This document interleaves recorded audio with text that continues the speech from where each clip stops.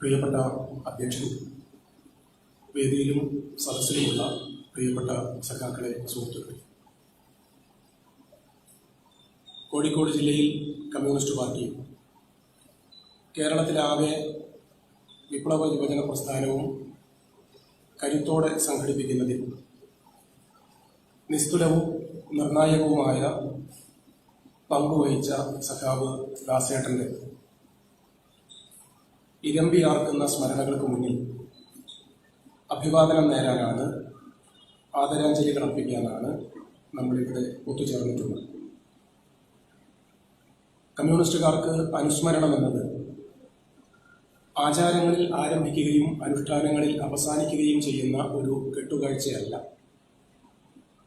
ആരെയാണോ അനുസ്മരിക്കുന്നത് അവരുയർത്തിപ്പിടിച്ച മുദ്രാവാക്യങ്ങൾ, നടന്നു തീർത്ത സമരപഥങ്ങൾ, പിന്നിട്ട അഗ്നിരഥ്യകൾ അവരുടെ അഭാവത്തിലും അനാഥമാകാൻ സമ്മതിക്കില്ല എന്ന് ശാഠ്യം പിടിക്കലാണ് വിപ്ലവകാരികളുടെ, പരിവർത്തനവാദികളുടെ, പുരോഗമനവാദികളുടെ, കലാപകാരികളുടെ, കമ്മ്യൂണിസ്റ്റുകാരുടെ അനുസ്മരണത്തിൻ്റെ അന്തസത്ത. ഓർമ്മകളുണ്ടായിരിക്കണം എന്നത് ഒരു പഴയ സിനിമയുടെ പേര് മാത്രമല്ല.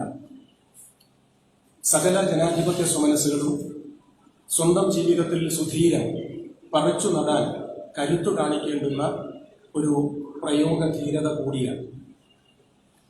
ഒരു ജനതയ്ക്ക് സംഭവിക്കാവുന്ന ഏറ്റവും വലിയ അപാകങ്ങളിലൊന്ന് അവർ മറവിയുടെ മാളങ്ങളിലേക്ക് അതിവേഗം മറിഞ്ഞു വീഴുന്നു എന്നതാണ്. മറവിയുടെ മടിയിൽ മടിപിടിച്ചുറങ്ങുന്ന ഒരു ജനതയെ തങ്ങളുടെ എല്ലാ ആസുരതകളും ആകാശത്തെ ചുംബിക്കുന്ന വിധം ഉയർത്തിക്കൊണ്ടു തന്നെ അടക്കി ഭരിക്കാൻ അനായാസം അധികാരിവർഗത്തിന് കഴിയും എന്ന് ചരിത്രം രേഖപ്പെടുത്തിയിട്ടുണ്ട്. വർത്തമാനം അത് നന്നായി നമ്മളോട് ഉച്ചത്തിൽ വിളിച്ചു പറയുന്നുമുണ്ട്. യുദ്ധത്തിൽ തോറ്റുപോയ ഒരു ഭരണാധികാരിയാണ് അഡോൾഫ് ഹിറ്റ്ലർ. ഇവാ ബ്രൗൺ എന്ന തന്റെ കാമുകിക്കും ബെറ്റി എന്ന് ഓമന പേരിട്ട് വിളിച്ച വളർത്തുപട്ടിക്കും വിഷം കൊടുത്ത് ചെറുതോക്ക് സ്വന്തം ചെവിക്കുറ്റി കടുപ്പിച്ച് വെടിവെച്ച് ചത്തുപോവുകയായിരുന്നു. കുറച്ചുകൂടി നല്ല ഭാഷയിൽ പറഞ്ഞാൽ ആത്മഹത്യ ചെയ്യുകയായിരുന്നു ആ നരാധനൻ. യുദ്ധത്തിൽ തോറ്റുപോയ, ആത്മഹത്യ ചെയ്യേണ്ടി വന്ന ആ മനുഷ്യനെ ദിനേന ഓർമ്മിച്ചെടുക്കേണ്ടുന്ന അസാധാരണവും അപകടകരവും അപക്വസമ്പന്നവുമായ ഒരു രാഷ്ട്രീയ പരിതസ്ഥിതിയിലാണ് ഒരു ധീരനായ കമ്മ്യൂണിസ്റ്റിനെ, ഉജ്ജ്വലനായ മനുഷ്യസ്നേഹിയെ, ഉത്തമനായ ഒരു മാർക്സിസ്റ്റിനെ നാം ഇന്ന് അനുസ്മരിക്കുന്നത്. സ്മരണ ഒരു സമരായുധമാകേണ്ടുന്ന കാലത്താണ് നാം ജീവിക്കുന്നത്. സ്മരണകൾ എന്നത് ഭൂതകാലത്തിന്റെ വീണ്ടെടുപ്പ് മാത്രമല്ല, അതിന്റെ ഊർജം ഒട്ടും ചോരാതെ കരുത്തോടെ നെഞ്ചോട് ചേർത്തു പിടിക്കുകയും വർത്തമാനത്തിന്റെ കെടുതികളോടും കിരാതത്വത്തോടും കുടഞ്ഞെറിയാനുള്ള, കുടിലതയ്ക്കെതിരായി ഒന്ന് കുതറാനുള്ള രാഷ്ട്രീയ ഊർജം പ്രകടിപ്പിക്കലുമാണ് യഥാർത്ഥത്തിൽ അനുസ്മരണത്തിന്റെ അർത്ഥതലം. അതുകൊണ്ട് സഖാവ് ദാസേട്ടൻ ഇന്നുണ്ടായിരുന്നെങ്കിൽ എന്തായിരുന്നു അദ്ദേഹത്തിന്റെ പ്രവർത്തനം എന്ന് ആലോചിക്കുകയും വർത്തമാനകാല രാഷ്ട്രീയ സാമൂഹ്യ സാഹചര്യങ്ങളോട് സഖാവ് ദാസേട്ടൻ എவ்விധമായിരുന്നു പ്രതികരിക്കുക എന്ന് ആലോചിക്കുകയും അദ്ദേഹം ഇല്ലാത്തതിനാൽ അദ്ദേഹത്തോളം ആകില്ലെങ്കിലും ആകാവുന്ന വിധത്തിൽ ഞാനും അതിൽ പങ്കെടുക്കും എന്ന് പ്രതിജ്ഞ പുതുക്കുകയുമാണ് മറ്റെല്ലാ സഖാക്കളെയും എന്നതുപോലെ എറിഞ്ഞു വീഴ്ത്തപ്പെട്ടവരെ കുറിച്ചാണെങ്കിലും നടന്നുപോയവരെ കുറിച്ചാണെങ്കിലുമുള്ള സ്മരണകളിൽ സാർത്ഥകമായത്, ഉചിതമായത് എന്ന് കമ്മ്യൂണിസ്റ്റ് പാർട്ടി കരുതുകയാണ്. അതുകൊണ്ട് സഖാവ് ദാസേട്ടൻ ഉയർത്തിപ്പിടിച്ച രാഷ്ട്രീയ നിലപാടുകൾ, അനുകരണീയമായ രാഷ്ട്രീയ ധാരകൾ, മാതൃകാപരമായ പ്രവർത്തന പന്ഥാവ് തങ്ങളാലാവും വിധം നെഞ്ചോട് ചേർത്തുപിടിച്ച് നൃശംസതയ്ക്കെതിരെയുള്ള രാഷ്ട്രീയ ആയുധമായി സ്വയം സമർപ്പിക്കുക എന്നതാണ് സഖാവ് ദാസേട്ടന് മുന്നിൽ സമർപ്പിക്കാൻ കഴിയുന്ന അർത്ഥപൂർണമായ അഞ്ജലി, ഉചിതമായ അനുസ്മരണം എന്ന് നാം തിരിച്ചറിയണം. അതിന് ഈ പങ്കെടുത്ത എല്ലാ സഖാക്കളോടും നമ്മുടെ പാർട്ടിക്ക് വേണ്ടി സവിനയം അപേക്ഷിക്കുന്നു. അങ്ങനെ ചെയ്യും എന്ന് ഞാൻ പ്രതീക്ഷിക്കുന്നു. സഖാവ് ദാസേട്ടനെ കുറിച്ച് ഏതാണ്ട് സമഗ്രമായി തന്നെ ഈ ചടങ്ങിന് സ്വാഗതം ആശംസിച്ച സഖാവ് ബാബുവേട്ടൻ ചുരുക്കിയാണെങ്കിലും നന്നായി ഒരു ചിത്രം അവതരിപ്പിച്ചിട്ടുണ്ട്. അതൊരാവർത്തി കൂടി പറയണം എന്നത് അനാവശ്യമാണ് എന്ന് പറയാനാവില്ലെങ്കിലും അത്യാവശ്യമല്ല എന്നാണ് ഞാൻ കരുതുന്നത്.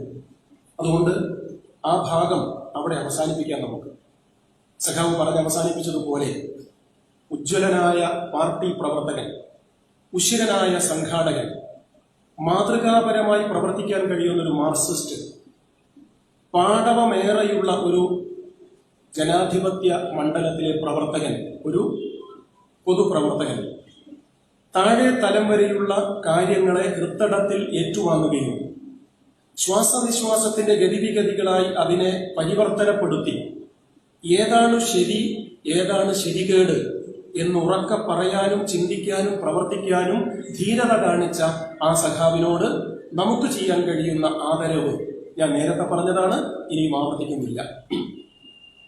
ശരികേടുകൾക്ക് ഭൂരിപക്ഷം ഉണ്ടായിരുന്ന ഒരു സമൂഹത്തിൽ ഇപ്പോഴെന്നതുപോലെയോ ഇപ്പോഴത്തതിനേക്കാൾ കൂടുതലോ ശരി പറഞ്ഞാൽ ശിരസറ്റുപോകുമായിരുന്ന ഒരു കാലത്ത് ശരിയെ പറയൂ എന്ന് ശാഠ്യം പിടിക്കാൻ ശിരസുയർത്തിയ, നേരിനു വേണ്ടി നെഞ്ചുവിരിക്കുമെന്ന് ഉശിരോടെ ഊക്കോടെ പ്രഖ്യാപിച്ച ആ ധീരനായ മനുഷ്യനെ വർത്തമാനകാല രാഷ്ട്രീയ പരിതസ്ഥിതികളുമായി സമരസപ്പെടുത്തി കണ്ണി ചേർത്ത് അദ്ദേഹത്തിന്റെ പ്രസ്ഥാനത്തിന്റെ കാഴ്ചപ്പാടുകൾക്ക് അനുരോധമായി ഒട്ടും ദീർഘിപ്പിക്കാതെ ചില കാര്യങ്ങൾ അവലോകനം ചെയ്തു പോകണം എന്നാണ് ഞാൻ കരുതുന്നത്.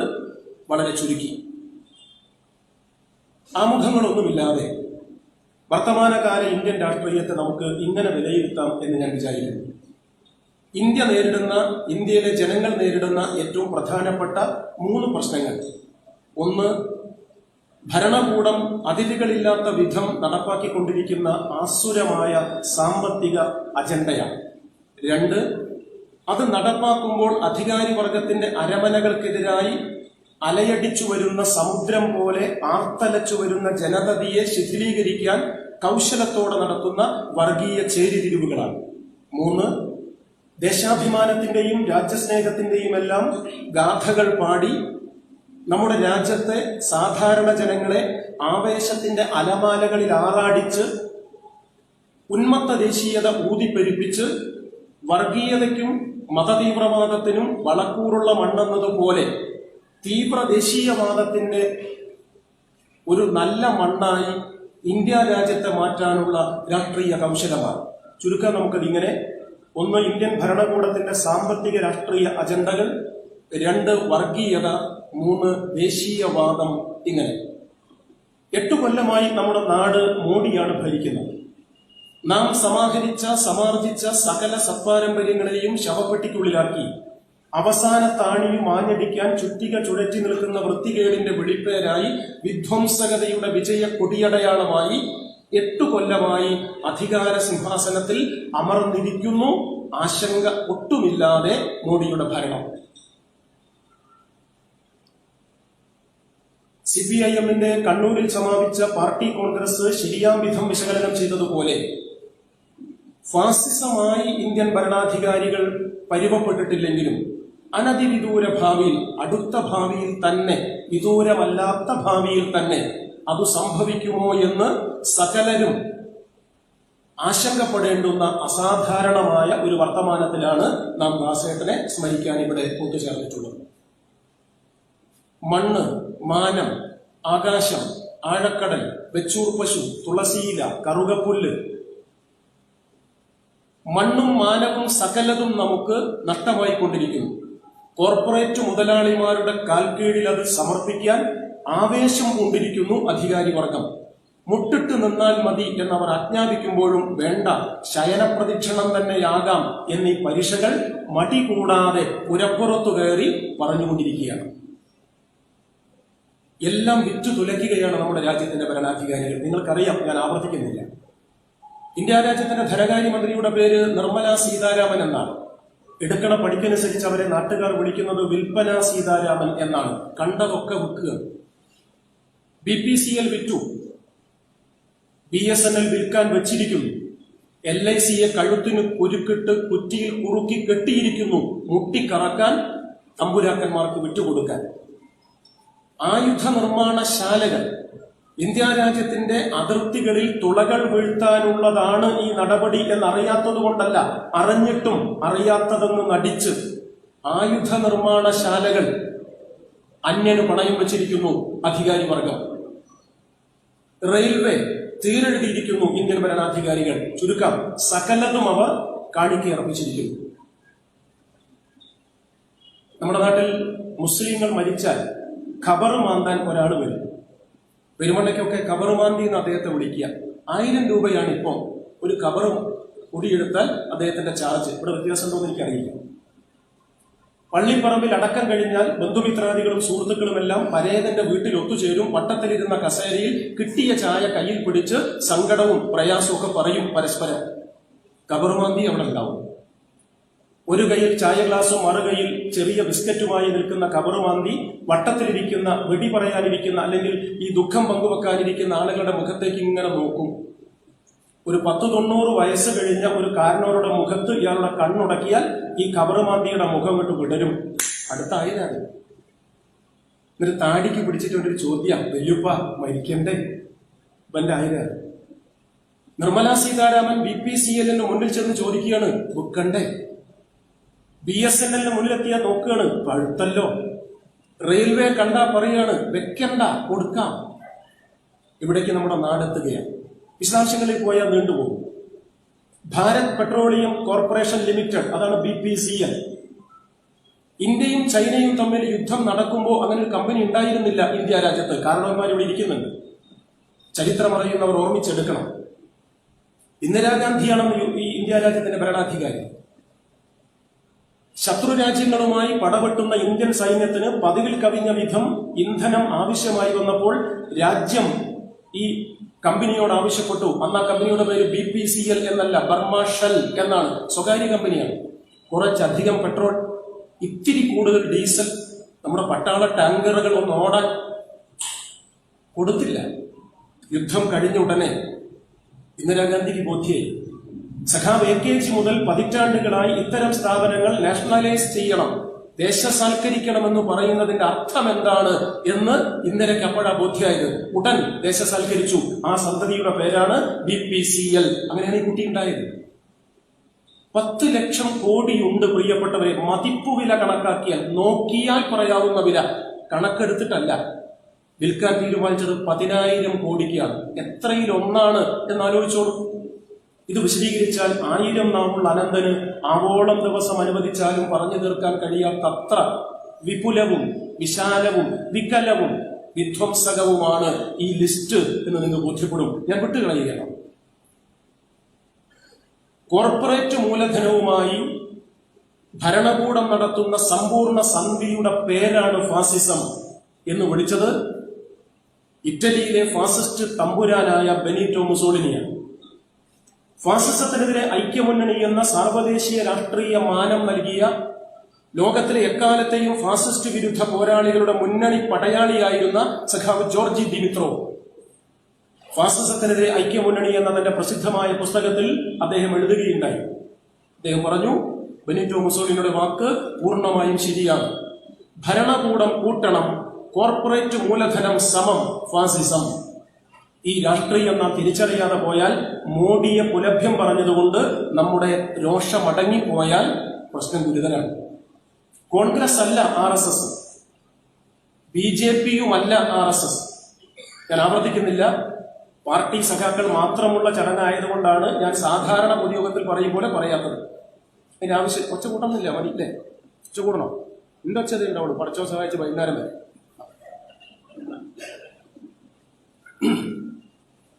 അപ്പോ ഞാൻ പറഞ്ഞു വന്നത്, ആ രാഷ്ട്രീയം നമ്മുടെ തലയിൽ ഉണ്ടാവണം.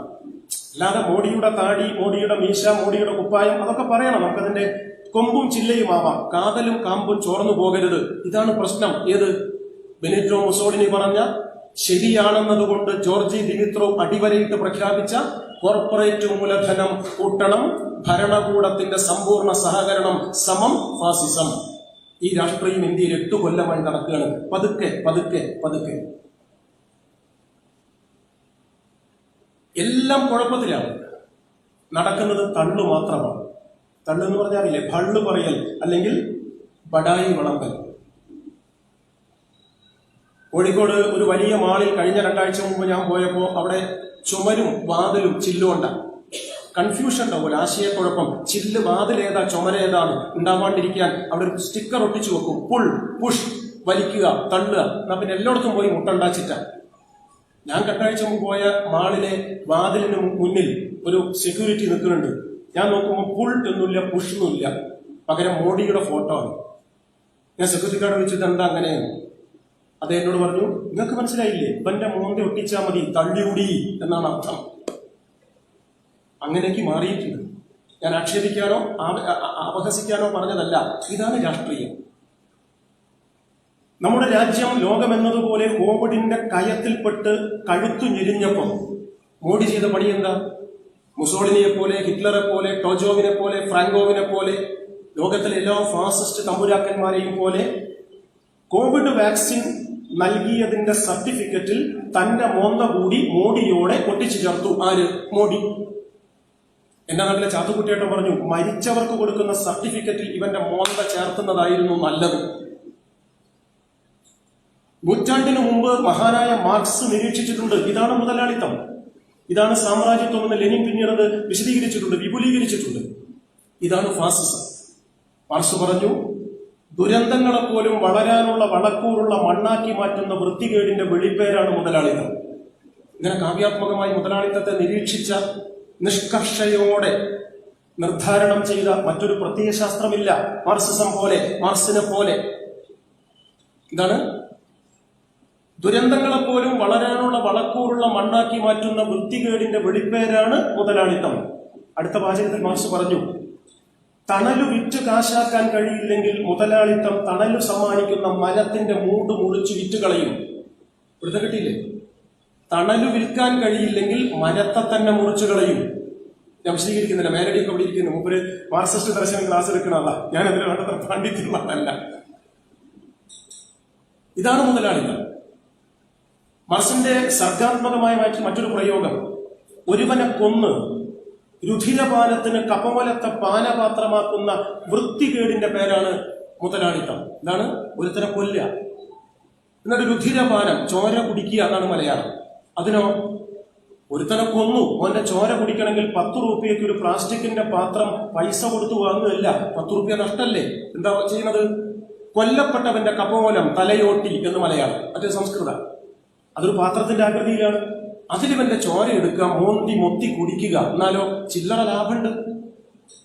കൊല്ലപ്പെട്ടവന്റെ തലയോട്ടിയെ രുധിരപാന പാത്രമാക്കുന്ന തെമ്മാടിത്തത്തിന്റെ തലയെടുപ്പാണ് മുതലാളിത്തം എന്ന് നൂറ്റാണ്ടിന് മുമ്പ് കാൾ മാർക്സ് ശരിയാം വിധം കാതലോടെ സ്ഫടികതുല്യ വ്യക്തതയോടെ ലോകത്തോട് വിളിച്ചു പറഞ്ഞിട്ടുണ്ട്. നിങ്ങൾ ശ്രദ്ധിച്ചിട്ടുണ്ടോ മുതലാളിത്തത്തിന്റെ കുഴപ്പം? ലോകത്ത് ലക്ഷക്കണക്കിന് മനുഷ്യർ കോവിഡ് കൊണ്ട് മരിച്ചു പോകുന്നു. വലിയ ദുരന്തം, തർക്കമില്ല. കേരളത്തിലുണ്ടായ മരണം ചെറുതാണെങ്കിലും കരുത്തോടെ ഇതിനെ പ്രതിരോധിച്ചതുകൊണ്ട് ഇന്ത്യയിലുണ്ടായി, ലോകത്തുണ്ടായി, ദുഃഖകരം. എപ്പോഴെങ്കിലും അതിനെ മറ്റൊരു രീതിയിൽ ചിന്തിച്ചിട്ടുണ്ടോ നിങ്ങൾ? ഇല്ലെങ്കിൽ ചിന്തിക്കണം, എങ്കിലേ മാർക്സിസ്റ്റ് ആവും. കോവിഡ് കൊണ്ട് ലോകത്ത് മരിച്ചു വീണവരുടെ എണ്ണത്തിന്റെ 10,000 ഇരട്ടി വരും. ഒരു ദിവസം ലോകത്ത് പട്ടട പോകുന്ന, പട്ടിണി കൊണ്ട് മരിച്ചു വീഴുന്ന കുഞ്ഞുങ്ങളുടെ എണ്ണം മറക്കരുത്. ഞാൻ അതിശയോക്തിയുടെ അതിപ്രസരം കലർത്തി ചായവും ചമൽക്കാരവും ചേർത്ത് പൊടിപ്പും തൊങ്ങലും വെച്ച് പറഞ്ഞതല്ല, വസ്തുത. എന്താണ്? കോവിഡ് കൊണ്ട് മരിച്ചു വീണ മനുഷ്യരുടെ എണ്ണത്തിന്റെ 10,000 ഇരട്ടി വരും. ഒരു ദിവസം പട്ടിണി കൊണ്ട് പട്ടട പോകുന്ന പാവങ്ങളുടെ എണ്ണം. പട്ടിണിയെക്കുറിച്ച് കോവിഡിനോളം വേണ്ട അതിന്റെ 1,00,000 അംശമെങ്കിലും ലോകത്ത് എവിടെയെങ്കിലും ചർച്ച നടന്നിട്ടുണ്ടോ? ഇല്ല. എന്താ കാരണം? മാർക്സ് പറഞ്ഞ കാരണം എന്താ? അത് കോവിഡ്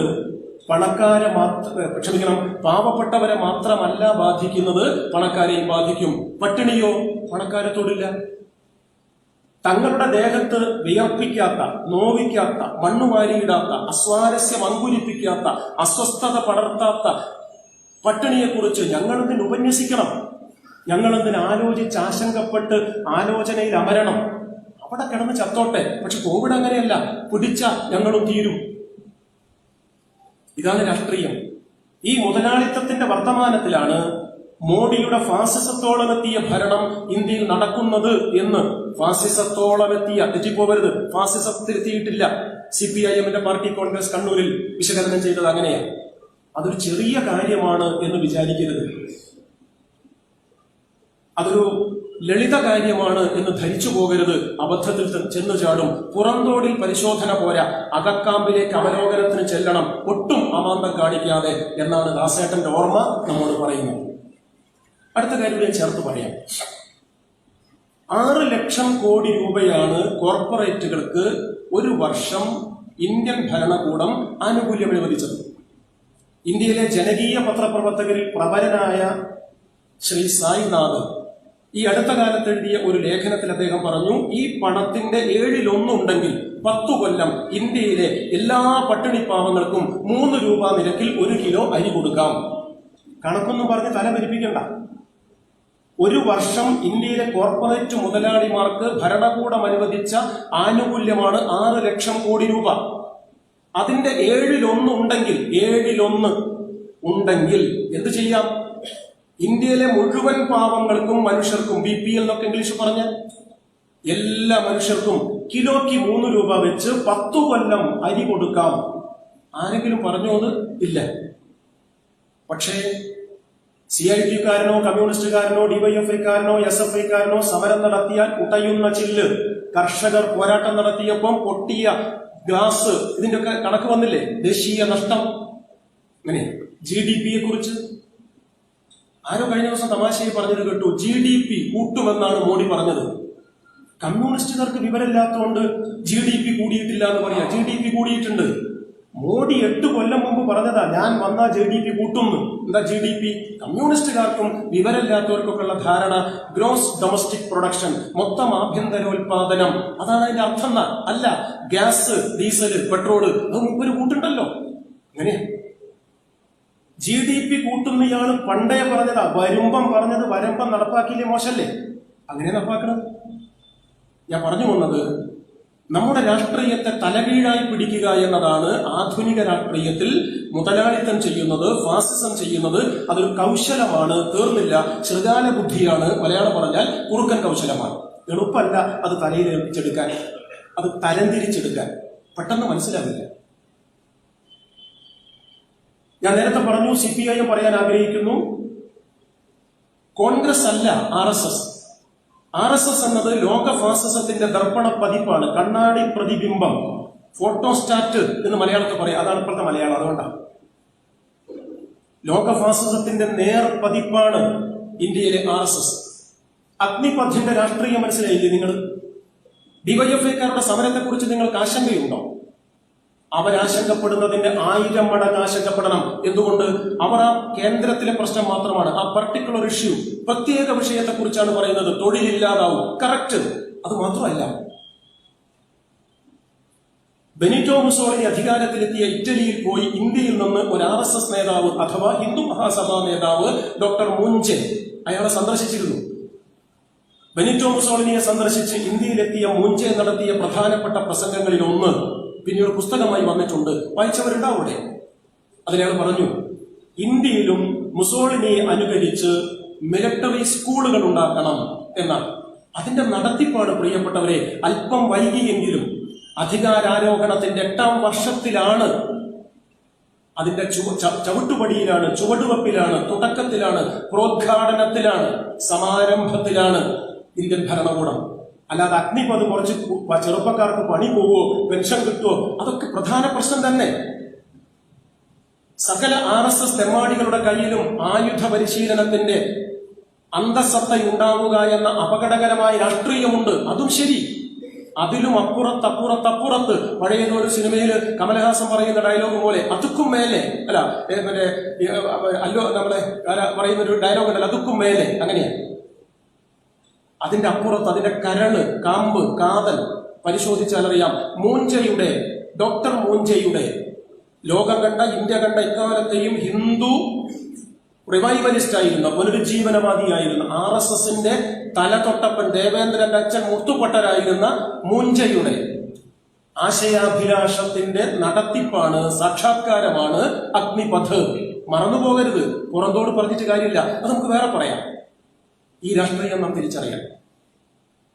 RSSന്റെ അദൃശ്യ സ്വാധീനം ഇന്നത്തേതുപോലെയല്ല. ഇന്ത്യയുണ്ടായ കാലം മുതൽ, ഞാൻ പറഞ്ഞത് രാഷ്ട്രീയമായി ഇന്ത്യയുണ്ടായ കാലം മുതൽ പരിശോധിക്കപ്പെടേണ്ടതാണ്. ഞാൻ അത് വിശദാംശങ്ങളിലേക്ക് ഞാൻ പോണില്ല, നേരം. 47-ലാണ് ഇൻവിസിബിൾ ഇമ്പാക്ട് എന്ന് പറയും, അദൃശ്യ സ്വാധീനം, ബിഹൈൻഡ് ദി കർട്ടൻ, യവനികയ്ക്കു പിന്നിൽ, കർട്ടന് പുറകിലുള്ള സ്വാധീനം. അത് ചെറുതല്ല. നിങ്ങൾ അങ്ങാടിയിലൂടെ നടന്നു പോകുമ്പോൾ RSSകാരും നിങ്ങളും തമ്മിൽ മുട്ടും തല്ലും തെറിയും ഒക്കെ അത് മനസ്സിലാവും നമുക്ക്.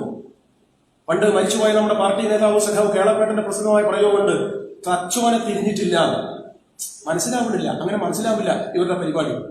ഇങ്ങനെയാണ്. 1947-ലാണ് നമുക്ക് സ്വാതന്ത്ര്യം കിട്ടിയത്, ഓഗസ്റ്റ് 15. നമ്മളൊക്കെ പഠിച്ചില്ലേ ചെറിയ ക്ലാസ്സിൽ? ജവഹർലാൽ നെഹ്റു ചെങ്കോട്ടയിൽ നിന്ന് ത്രിവർണ പതാക ആകാശത്തേക്ക് ഉയർത്തി, മൗണ്ട് ബാറ്റൻ യൂണിയൻ ജാക്ക് താഴേക്ക് താഴ്ത്തി. എപ്പോഴാണ്? 14-ാം തീയതി ഓഗസ്റ്റ്. എപ്പം? അർദ്ധരാത്രി. എന്തേ നേരം എടുത്തിട്ട് പോരായിരുന്നോ? അങ്ങനെ ചിന്തിച്ചിട്ടുണ്ടോ നിങ്ങൾ? ഒരു ആക്ഷേപമായിട്ട് ചോദിച്ചതല്ല, ചിന്തിക്കണം നല്ലോണം. എന്തേ നേരം വെളുത്തിട്ട് പോരെ, അല്ലെങ്കിൽ ലേശം നേരത്തെയാക്കി കൂടായിരുന്നു? നട്ടപ്പാതിലേക്ക് എന്തേ തിടുക്കം? സഖാക്കളെ നല്ലവണ്ണം മനസ്സിൽ വെച്ചോളൂ. ഇന്ത്യൻ ഫാസിസത്തിന്, RSSന് ഭരണകൂടത്തിൽ അദൃശ്യ സ്വാധീനമുണ്ടായിരുന്നു. സവർണ ബ്രാഹ്മണ മേധാവികൾ എഴുതി കൊടുത്ത മുഹൂർത്ത നിശ്ചയമാണ്, പുലർച്ചെയല്ല നട്ടപ്പാതിരയ്ക്ക് ഇത് നടത്താൻ തീരുമാനിച്ചത്. ഇതിന് നേരം എടുത്തിട്ട് മതി. അന്ന് RSSന് ഇന്ത്യ രാജ്യത്ത് പാർലമെന്റിൽ എന്നല്ല, പാൽ സൊസൈറ്റിയിൽ പോലും മെമ്പർ ഉണ്ടായിരുന്നില്ല കേട്ടോ. എന്നിട്ടും സ്വാധീനമുണ്ട്, മറക്കരുത്. ഇതാണ് അദൃശ്യ സ്വാധീനം എന്ന് കമ്മ്യൂണിസ്റ്റുകാർ പറയുന്നത്. 2, 48-ലാണ് ബാപ്പുജി കൊല്ലപ്പെടുന്നത്. ബാപ്പുജിയുടെ കൊലപാതകത്തിന് ശേഷം പിടിക്കപ്പെട്ടു വിഷ്ണു കാർക്കറെ, മദൻലാൽ പക്വ, ദിഗംബർ ബാഡ്ജെ, നാരായൺ ആപ്തെ, നാഥുറാം ഗോഡ്സെ, ഏട്ടൻ ഗോപാൽ ഗോഡ്സെ, ദത്താത്രേയ പർച്ചുറെ, VD സവർക്കർ. എല്ലാ പേരും ഞാൻ ഓർക്കുന്നില്ല. 2 പേരെ തൂക്കിക്കൊന്നു. നാരായൺ ആപ്തെ തൂക്കെത്തിച്ചു കൊടുത്തതിനാണ്, നാഥുറാം ഗോഡ്സെ വെടിവെച്ച് കൊന്നതിനാണ്. ബാക്കിയുള്ളവരെ ചെറിയ കാലത്തേക്ക് തടവിൽ ശിക്ഷിച്ചു. ചില ആളുകൾ വെറുതെ വിട്ടു. ഞാനിത് ചരിത്രം വിശദീകരിക്കുകയല്ല. നാഥുറാം വിനായക ഗോഡ്സെ അയാളുടെ കേസ് സ്വയമാണ് വാദിച്ചത് കോടതിയിൽ. അതിന് അവകാശമുണ്ട് നിങ്ങൾക്ക്, എനിക്കൊക്കെ. അതിന്റെ പ്രത്യാഘാതങ്ങളും മോശങ്ങളൊക്കെ നാം അനുഭവിക്കണമെന്നേ ഉള്ളൂ. തോറ്റ പിന്നെ ന്യായം പറയരുത് എന്നേ ഉള്ളൂ. നാഥുറാം ഗോഡ്സെ 5 മണിക്കൂറാണ് കോടതിയിൽ അയാളുടെ വാദം അവതരിപ്പിച്ചത്. ആ വാദം അവതരിപ്പിച്ച് പരീക്ഷീണനായി ക്ഷീണിച്ചവശനായ ഗോഡ്സെ പുറത്തേക്ക് വന്നപ്പോൾ കോടതി ജീവനക്കാർ അയാളോട് ചോദിച്ചു, അങ്ങേക്ക് എന്താണ് ഞങ്ങൾ ചെയ്യേണ്ടത്? ഗോഡ്സെ പറഞ്ഞു, വിരോധമില്ലെങ്കിൽ, ബുദ്ധിമുട്ടാകില്ലെങ്കിൽ എനിക്ക് ഏറ്റവും പ്രിയങ്കരമായ, കടുപ്പം കുറയാത്ത, രുചി മാറാത്ത ഒരു കാപ്പി തരുമോ? താമസമേതുമില്ലാതെ കോടതി ജീവനക്കാർ മജിസ്ട്രേറ്റിന്റെ അനുമതിയും അറിവോടും കൂടി ഗാന്ധി ഘാതകനായ നാഥുറാം ഗോഡ്സെക്ക് അയാളുടെ ഏറ്റവും പ്രിയപ്പെട്ട, കടുപ്പമുള്ള, രുചിഭേദമില്ലാത്ത നല്ല കാപ്പി ഇട്ടുകൊടുത്തു. ഇത് കമ്മ്യൂണിസ്റ്റുകാർ പറഞ്ഞതല്ല. ഗാന്ധി വധത്തെ തുടർന്ന് ജയിലിലാക്കപ്പെട്ട ഗോപാൽ ഗോഡ്സെ പിന്നീട് വിമോചിതനായപ്പോൾ, ജയിലിൽ നിന്ന് വിട്ടയക്കപ്പെട്ടപ്പോൾ അയാൾ ഒരു പുസ്തകം എഴുതി. കുറെ പുസ്തകങ്ങൾ എഴുതിയിട്ടുണ്ട്. വൈ ഐ അസാസിനേറ്റഡ് ഗാന്ധി, ഞാൻ എന്തിന് ഗാന്ധിയെ കൊന്നു എന്നതുൾപ്പെടെ 3 പുസ്തകങ്ങൾ അയാൾ എഴുതിയിട്ടുണ്ട്.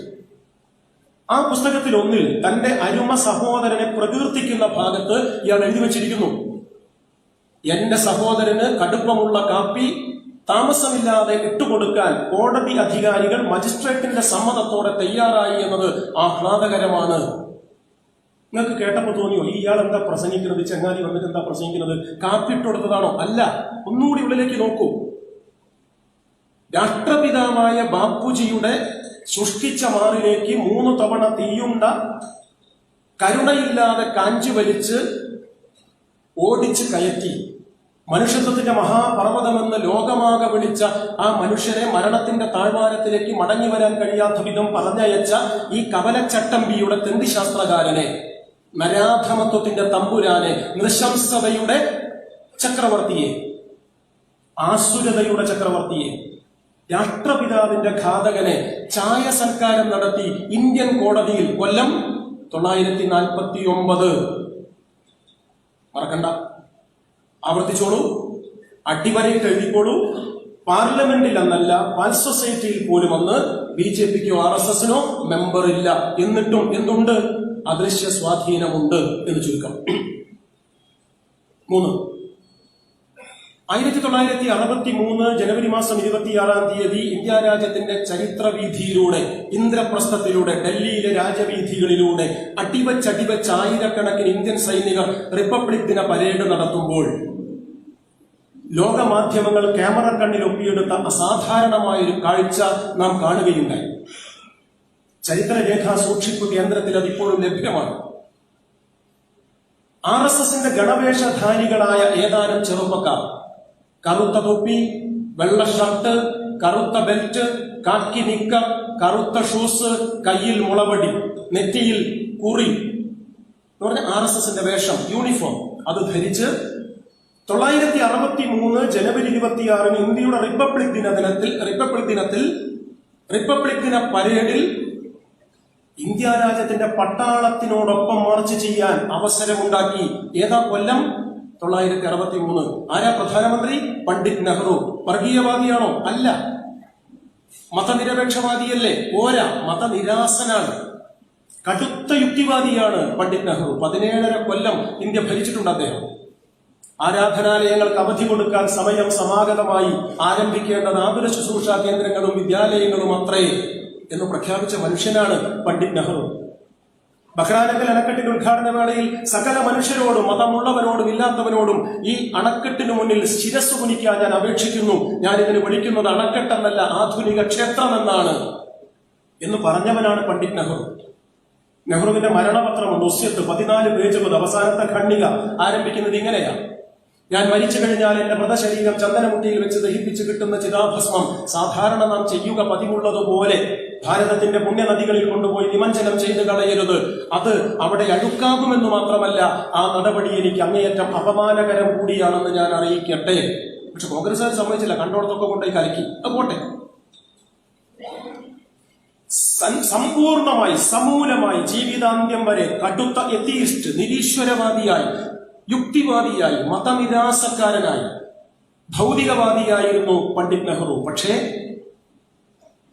അദ്ദേഹം ഇന്ത്യ രാജ്യത്തിന്റെ പ്രധാനമന്ത്രിയായി സർവപ്രതാപൈശ്വര്യങ്ങളോടെ, അങ്ങനെയാണ്, തൊപ്പ കൊഴിഞ്ഞ സിംഹമല്ല, സട കൊഴിഞ്ഞ ചക്രവർത്തി, മൃഗരാജാവല്ല, പിന്നെയോ സർവപ്രതാപൈശ്വര്യങ്ങളോടെ അരങ്ങുവാഴുമ്പോൾ, അധികാരത്തിലിരിക്കുമ്പോൾ, മഹാനായ സാക്ഷാൽ പണ്ഡിറ്റ് നെഹ്റു അധികാരത്തിലിരിക്കുമ്പോഴാണ് അദ്ദേഹത്തിന്റെ മുന്നിലൂടെ ആയിരക്കണക്കിന് ധീര സൈനികരുടെ ഇടയിൽ ഗണവേഷധാരികളായ 100 കണക്കിന് RSSന്റെ തെമ്മാടിക്കൂട്ടം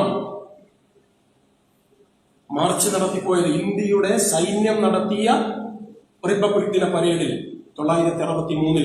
ഓർമ്മിച്ചോളൂ, 63-ലും ഇന്ത്യ രാജ്യത്ത് പാർലമെന്റിൽ എന്നല്ല, ആവർത്തിക്കട്ടെ, പാൽ സൊസൈറ്റിയിൽ പോലും RSSന് മെമ്പർമാരില്ല. പക്ഷെ എന്തുണ്ട്? നാം നേരത്തെ കണ്ട അദൃശ്യ സ്വാധീനമുണ്ട്. മറക്കരുത് കേട്ടോ, ഉറപ്പിച്ചു വെച്ചോളൂ. അടുത്തത് 1992 നമുക്കെല്ലാം അറിയാവുന്ന കുപ്രസിദ്ധമായ ബാബറി പള്ളിയുടെ തകർക്കൽ. ആയുധങ്ങളുമായി ആർത്തലച്ചെത്തിയ RSSന്റെ അസുരക്കൂട്ടം ആഹ്ലാദചിത്തരായി ആഞ്ഞു പാഞ്ഞു കയറി ബാബറി മസ്ജിദിന്റെ മകുടങ്ങൾ തല്ലി താഴെയിട്ട് സരയൂ നദിയുടെ തീരെ തട്ടിയിട്ടു. ഫൈസാബാദിന്റെ തെരുവിൽ ആർത്തലച്ച് ആകാശത്തേക്ക് ആനന്ദ നൃത്തം ചവിട്ടി. ഇന്ത്യയുടെ ഭരണം കോൺഗ്രസിന്റെ കയ്യിലായിരുന്നു.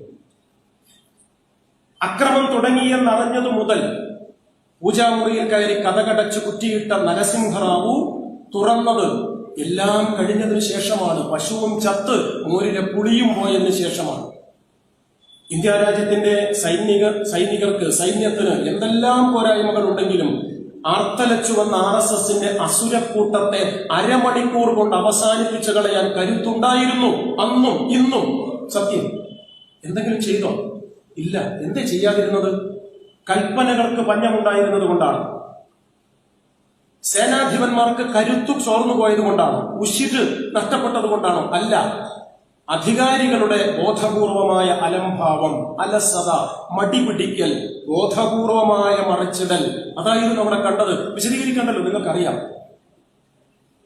ഇന്ത്യ രാജ്യത്തിന്റെ ഭരണാധികാരികൾക്ക് മണിക്കൂർ കൊണ്ട് അവസാനിപ്പിക്കാൻ കഴിയുന്ന അതിരുകളില്ലാത്തൊരാസുരതയെ ആവോളം ആകാശത്തോളം വളരാൻ അനുവാദം നൽകിയ ഈ രാഷ്ട്രീയത്തെയാണ് നാം കമ്മ്യൂണിസ്റ്റുകാർ, സഖാവ് ദാസേട്ടന്റെ പ്രസ്ഥാനം എന്തു വിളിക്കുന്നത്?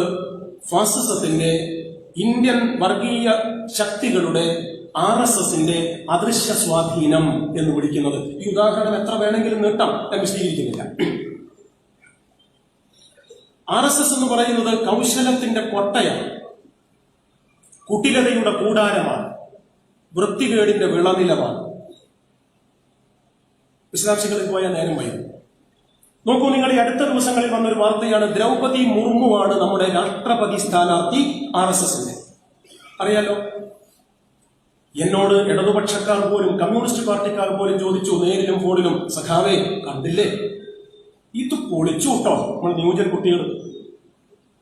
നമ്മളല്ലേ പറയാറുള്ളത് മനുവാദി പാർട്ടിയാണ് RSS, ചാതുർവർണ്ണത്തെ അംഗീകരിക്കുന്ന പാർട്ടിയാണ് RSS, ഭരണഘടന മാറ്റുകയും മനുസ്മൃതി ചേർക്കുകയും ചെയ്യണമെന്ന് പ്രഖ്യാപിക്കുന്ന പാർട്ടിയാണ് RSS. എന്നിട്ടും എന്റെ സഖാവെ, ദ്രൗപദി മുർമുവിനെ പോലുള്ള ഒരു പാവപ്പെട്ട അധസ്ഥിത വിഭാഗത്തിലെ അടിയാള പെൺകുട്ടി എന്ന് പറഞ്ഞുകൂടാ, ഒരു സ്ത്രീയെ എന്തേ നമ്മുടെ പ്രഥമ പൗര പട്ടികയിലേക്ക് ഉയർത്താൻ തീരുമാനിച്ചു? ഇനി നിങ്ങൾക്കൊന്നും ഉണ്ടായില്ലല്ലോ. RSSകാരുടെ ആലോചനാവേദികളിൽ രൂപപ്പെടുത്തിയെടുത്ത മുനകൂർത്ത മൂർച്ചയേറിയ ആയുധങ്ങൾ നമ്മുടെ നവമാധ്യമങ്ങളിൽ കമ്മ്യൂണിസ്റ്റുകാരന്റെ മണ്ണും മനസ്സും ചേതനയും തകർത്ത് മുന്നേറുകയാണ്. ഇനി എന്തുണ്ട് കമ്മികളെ നിങ്ങൾക്ക് പറയാൻ? നിങ്ങൾ കണ്ടില്ലേ, ഒരു ദളിതിനെ ഇതാ പ്രഥമ പൗര പട്ടികയിലേക്ക് ഉയർത്തിയിരിക്കുന്നു. അത്ഭുതങ്ങളൊന്നും സംഭവിച്ചില്ലെങ്കിൽ യശ്വന്ത് അല്ലല്ലോ, ദ്രൗപദി മുർമു തന്നെയല്ലേ പ്രസിഡന്റ് ആവുക? തീർച്ച, നമ്മൾ തർക്കിക്കണ്ടല്ലോ. ഓർത്തോ നിങ്ങൾ സഖാക്കളെ, നിങ്ങൾക്കുൾപ്പെടെ എനിക്കുൾപ്പെടെ ഒരു നിമിഷം, എനിക്ക് വേണമെങ്കിൽ ഞാൻ ഇത്തിരി അഹങ്കാരത്തോടെ പറയാം, ഒരു നിമിഷാർദ്ധ നേരം, ഒരു 30 സെക്കൻഡ് തോന്നി ഒതുങ്ങിയോ? മനുവാദി പാർട്ടി എങ്ങനെ ദ്രൗപദി മുർമുവിനെ സ്ഥാനാർത്ഥിയാക്കുന്നു? എവിടേക്ക്? പഞ്ചായത്ത് മെമ്പറല്ല, കുടുംബശ്രീന്റെ ADSന്റെ ചെയർപേഴ്സൺ അല്ല, പിന്നെയോ ഇന്ത്യയുടെ പ്രഥമ പൗര പട്ടിക. അവിടേക്കാ? വലിയ കാര്യല്ലേ? അല്ല. സഖാവ് ദാസേട്ടന്റെ പ്രസ്ഥാനം CPIM ഇതിനെ സംബന്ധിച്ച് നന്നായി വിശദീകരിക്കണം, ഇല്ലെങ്കിൽ നാം പെട്ടുപോകും, ആടിയുലഞ്ഞു പോകും, ആശയക്കുഴപ്പത്തിന്റെ ആഴക്കടലിൽ മൂക്കറ്റം മുങ്ങിപ്പോകും, നമുക്കൊന്നും ചെയ്യാൻ പറ്റില്ല. ഇതാണ് RSS. ഐഡന്റിറ്റി പൊളിറ്റിക്സ് എന്നാണ് കമ്മ്യൂണിസ്റ്റുകാർ ഇതിനെ സംജ്ഞാപരമായി വിശേഷിപ്പിക്കുക. മാർക്സിസ്റ്റ് പദനിഘണ്ടു എന്നൊക്കെ പറയുന്നത് പോലെ ഐഡന്റിറ്റി പൊളിറ്റിക്സ്, സ്വത്വ രാഷ്ട്രീയം, കമ്മ്യൂണിസ്റ്റുകാർ അതിനെ മുച്ചൂടുമെതിരാണ്. സ്വത്വവാദം, അതിന് ഞങ്ങൾ എതിരാണ്. സ്വത്വം ഞങ്ങൾ തെറ്റില്ല, നമുക്ക് വിശദീകരിക്കാൻ നിന്നാൽ നേരെ പോയി വിശദീകരിച്ച് പറയാനുള്ള വിവരമില്ല. സഖാവ് EMS പറഞ്ഞു, ഒരു സവർണനുള്ള പ്രശ്നമല്ല ഒരു അവർണനുള്ളത്. അവർണന് സവിശേഷമായ ചില പ്രശ്നങ്ങളുണ്ട്, സവർണനില്ലാത്ത ചില പ്രയാസങ്ങൾ അഭിമുഖീകരിക്കേണ്ടി വരും. അതാണ് സ്വത്വ പ്രശ്നം. അവർണന് പ്രത്യേക പ്രശ്നമുണ്ട്, അതുകൊണ്ട് അവർണൻ മാത്രം പ്രത്യേകമായി സംഘടിച്ച് അവർണന്റെ അധസ്ഥിതന്റെ ഉന്നമനത്തിനു വേണ്ടി ഉശിരോടെ പൊരുതണം, അവര് മാത്രം എന്ന് പറയുന്നതാണ് ചുരുക്കി പറഞ്ഞ്. എനിക്കതിനെ പറയാൻ അറിയൂ, അതുകൊണ്ട് അങ്ങനെ പറഞ്ഞിരുന്നത്. അപ്പറയുന്നതിനെയാണ് ഐഡന്റിറ്റി പൊളിറ്റിക്സ്, സ്വത്വ രാഷ്ട്രീയം എന്ന് പറയുന്നത്. അതുകൊണ്ടാണ് നമ്മുടെ സഖാക്കൾ ചിലർക്ക് പോലും സംശയം, PKS പട്ടികജാതി ക്ഷേമ സമിതി വേണോ? വേണം. AKS ആദിവാസി ക്ഷേമ സമിതി പാടുണ്ടോ? പാടുണ്ട്. അത് സ്വത്വ രാഷ്ട്രീയ പ്രസ്ഥാനമല്ല, സ്വത്വ പ്രശ്നങ്ങളെ അഡ്രസ് ചെയ്യാനുള്ള, അഭിമുഖീകരിക്കാനുള്ള, അഭിസംബോധന ചെയ്യാനുള്ള രാഷ്ട്രീയ മുഖമാണത്, സാമൂഹ്യ സന്നദ്ധതയാണത്. മറക്കണ്ട, വിശദീകരിക്കാൻ പോയ നേരം. മാർക്സിസ്റ്റുകാരിൽ പ്രമുഖനായിരുന്ന സഖാവ് BTR, പഴയ സഖാക്കൾക്ക് ഓർമ്മയുണ്ടാവും, BT രണദീപ് ഇതിനെ സംബന്ധിച്ച് ഇങ്ങനെ പറഞ്ഞിട്ട് എളുപ്പം കിട്ടും, അതുകൊണ്ടാണ് ഞാൻ അങ്ങനെ പറയുന്നത്. ചുരുക്കി പറയാച്ചിട്ട, ഒരു ഫാക്ടറിയിൽ 10 തൊഴിലാളി, 8 പേർ പുരുഷൻ, 2 പേർ സ്ത്രീകൾ. തൊഴിലാളി പ്രസ്ഥാനത്തിന്റെ കാഴ്ചപ്പാടനുസരിച്ച്, പ്രോലറ്റേറിയൻ വ്യൂ, തൊഴിലാളി വർഗ കാഴ്ചപ്പാടനുസരിച്ച് അവരെല്ലാം തൊഴിലാളിയാണ്. തർക്കമില്ലല്ലോ, അതെ, ഫാക്ടറിയിലാണ്. അവരുടെ പ്രശ്നങ്ങൾ ഒന്നല്ലേ? തീർച്ചയായിട്ടുമാണ്. ജോലി, സമയം, കൂലി, സ്ഥിരത, മാന്യത, തുടങ്ങി കുറെ പ്രശ്നങ്ങൾ. ജോലി, ഈ തൊഴിലാളി എന്ന നിലയിൽ 8 പുരുഷനും 2 സ്ത്രീക്കും ഒരേ പ്രശ്നം, തൊഴിലാളി. ഇങ്ങനെ BTR പറഞ്ഞു. എന്നാൽ അത് ശരി, 8 പുരുഷന്മാർക്കില്ലാത്ത ചില സവിശേഷ പ്രശ്നങ്ങൾ 2 സ്ത്രീ തൊഴിലാളികൾക്കുണ്ടെന്നറിയാതെ പോകുന്നത് മാർക്സിസ്റ്റ് നിർദ്ധാരണ രീതിയല്ല. വൃത്തം കിട്ടിയത് ഇതാണ് കമ്മ്യൂണിസ്റ്റുകാരന്റെ ഐഡന്റിറ്റി പൊളിറ്റിക്സിൽ നിന്ന് ഐഡന്റിറ്റിയിലേക്കുള്ള രാഷ്ട്രീയം. രണ്ടും രണ്ടാ. അപ്പം വേറെ, ഔസേപ്പച്ചൻ വേറെ. ജാതി, മതം, സമുദായം, കുലം, കുടുംബം, തൊലിയുടെ നിറം, കഴിക്കുന്ന ഭക്ഷണം, സംസാരിക്കുന്ന ഭാഷ, ജീവിക്കുന്ന പ്രദേശം, ധരിക്കുന്ന വസ്ത്രം, ആചരിക്കുന്ന അനുഷ്ഠാനം, ഇതെല്ലാം അടിസ്ഥാനപ്പെടുത്തി പ്രത്യേകം വിഭാഗങ്ങളായി ആളുകളെ തിരിച്ച് അവരവരുടേതായ പ്രശ്നങ്ങളെ പ്രത്യേകമായി ഉയർത്തിക്കൊണ്ട് നടത്തേണ്ട പോരാട്ടത്തെ സാധൂകരിക്കുന്നതാണ് ഐഡന്റിറ്റി പൊളിറ്റിക്സ്, സ്വത്വ രാഷ്ട്രീയ വിതണ്ഡവാദം. മറ്റേതോ അങ്ങനെയല്ല. അതുകൊണ്ടാണ് നമ്മൾ PKS ഉണ്ടാക്കുന്നത്, അതുകൊണ്ടാണ് നമ്മൾ AKS ഉണ്ടാക്കുന്നത്. AKSഉം PKSഉം സ്വത്വ രാഷ്ട്രീയ പ്രസ്ഥാനങ്ങളല്ല, സ്വത്വ പ്രശ്നങ്ങളെ അഭിമുഖീകരിക്കാനുള്ള ധീരമായ രാഷ്ട്രീയ ശ്രമങ്ങളുടെ പ്രയോഗ സാധ്യതകളാണ്. ഞാനത്തേക്ക് പോയ നമ്മുടെ വിഷയത്തിൽ വ്യതിചലിച്ചു. പറഞ്ഞു വന്നത്, ദ്രൗപദി മുർമുവിനെ സ്ഥാനാർത്ഥിയാക്കിയാൽ, അല്ല പ്രസിഡന്റ് പദത്തിൽ അവരോധിച്ചാൽ ഇന്ത്യയിലെ പാവപ്പെട്ട ദളിതന്റെ പ്രശ്നം തീരുമോ? ഇല്ല. എന്തുകൊണ്ട്? ലളിതയുക്തിയിൽ തന്നെ പറയാം. അങ്ങനെയാണെങ്കിൽ പതിറ്റാണ്ടുകൾക്ക് മുമ്പ് KR നാരായണൻ എന്ന ചെറ്റക്കുടിലിൽ നിന്നും, കേരളത്തിലെ കോട്ടയത്തെ ചെറ്റക്കുടിലിൽ നിന്നും രാഷ്ട്രപതി കൊട്ടാരത്തിന്റെ പളുപഴുത്ത സൗകര്യത്തിലേക്ക് കാലെടുത്തു വെച്ച നമ്മുടെ പ്രിയപ്പെട്ട, ലോകമാരാധിക്കുന്ന, നമ്മുടെ എല്ലാം പ്രിയങ്കരനായ ശ്രീ KR നാരായണൻ ഇന്ത്യ രാജ്യത്തിന്റെ പ്രസിഡന്റ് ആയിരുന്നു ദീർഘകാലം. ഒരു ദളിതന് ഒരു മൊട്ടുസൂചിയുടെ ഗുണം ഉണ്ടായിട്ടില്ല. ഉണ്ടാവോ? ഇല്ല. അദ്ദേഹത്തിന്റെ കുറ്റാണോ? അല്ല.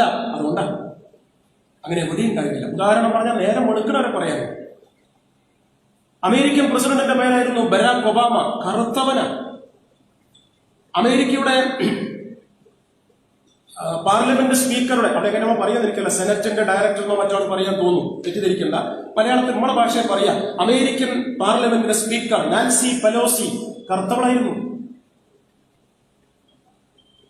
അമേരിക്കൻ ഐക്യനാടുകളുടെ USA പ്രസിഡന്റും അമേരിക്കൻ പാർലമെന്റിന്റെ സ്പീക്കറും കറുത്ത വർഗക്കാരായിരുന്നു. Nancy പെലോസിയും Barack ഒബാമയും. കറുത്ത വർഗക്കാരന് അരപ്പണത്തിന്റെ ഗുണം ഉണ്ടായിരുന്നോ? ഇല്ല.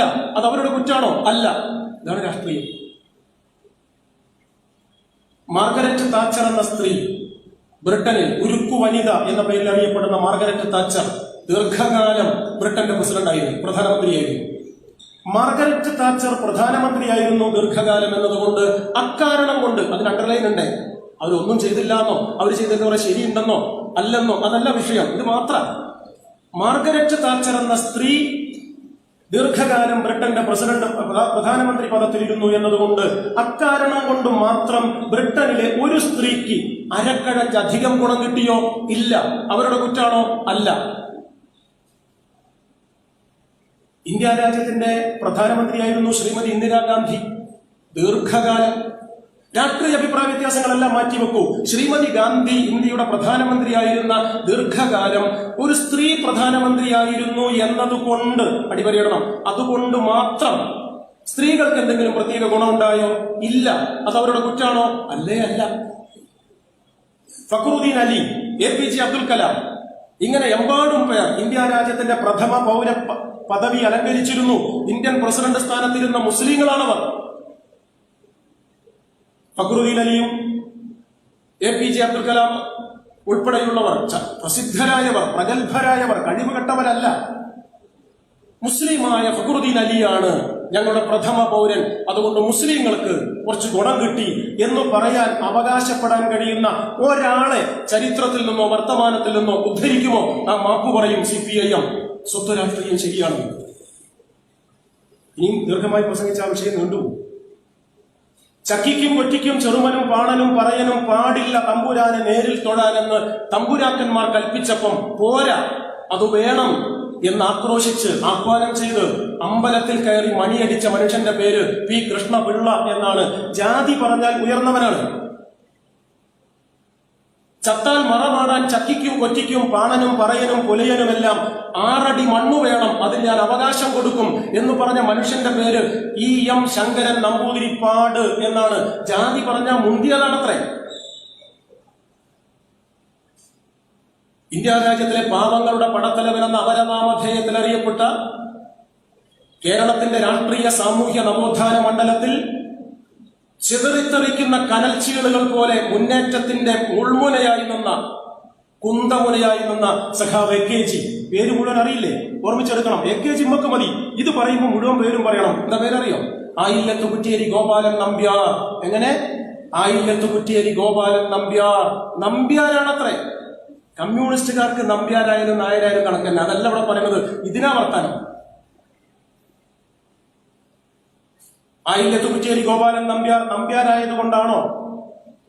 ഏലംകുളം മനക്കൽ ശങ്കരൻ നമ്പൂതിരിപ്പാടായതുകൊണ്ടാണോ?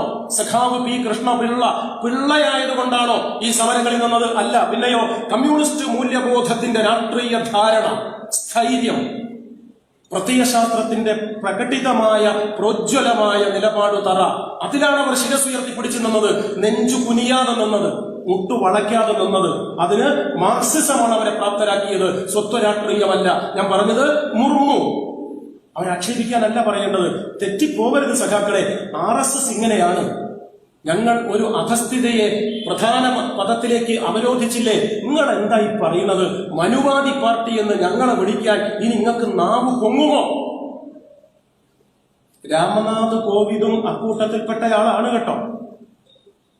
അദ്ദേഹം ഇന്ത്യ രാജ്യത്തിന്റെ പ്രഥമ പൗര പദവിയിൽ അമർന്നിരിക്കുമ്പോഴാണ് ഇതപര്യന്തമില്ലാത്ത വിധം ഇന്ത്യൻ തെരുവീഥികളിൽ കുടിലുകൾ അഗ്നിക്കരയായത്.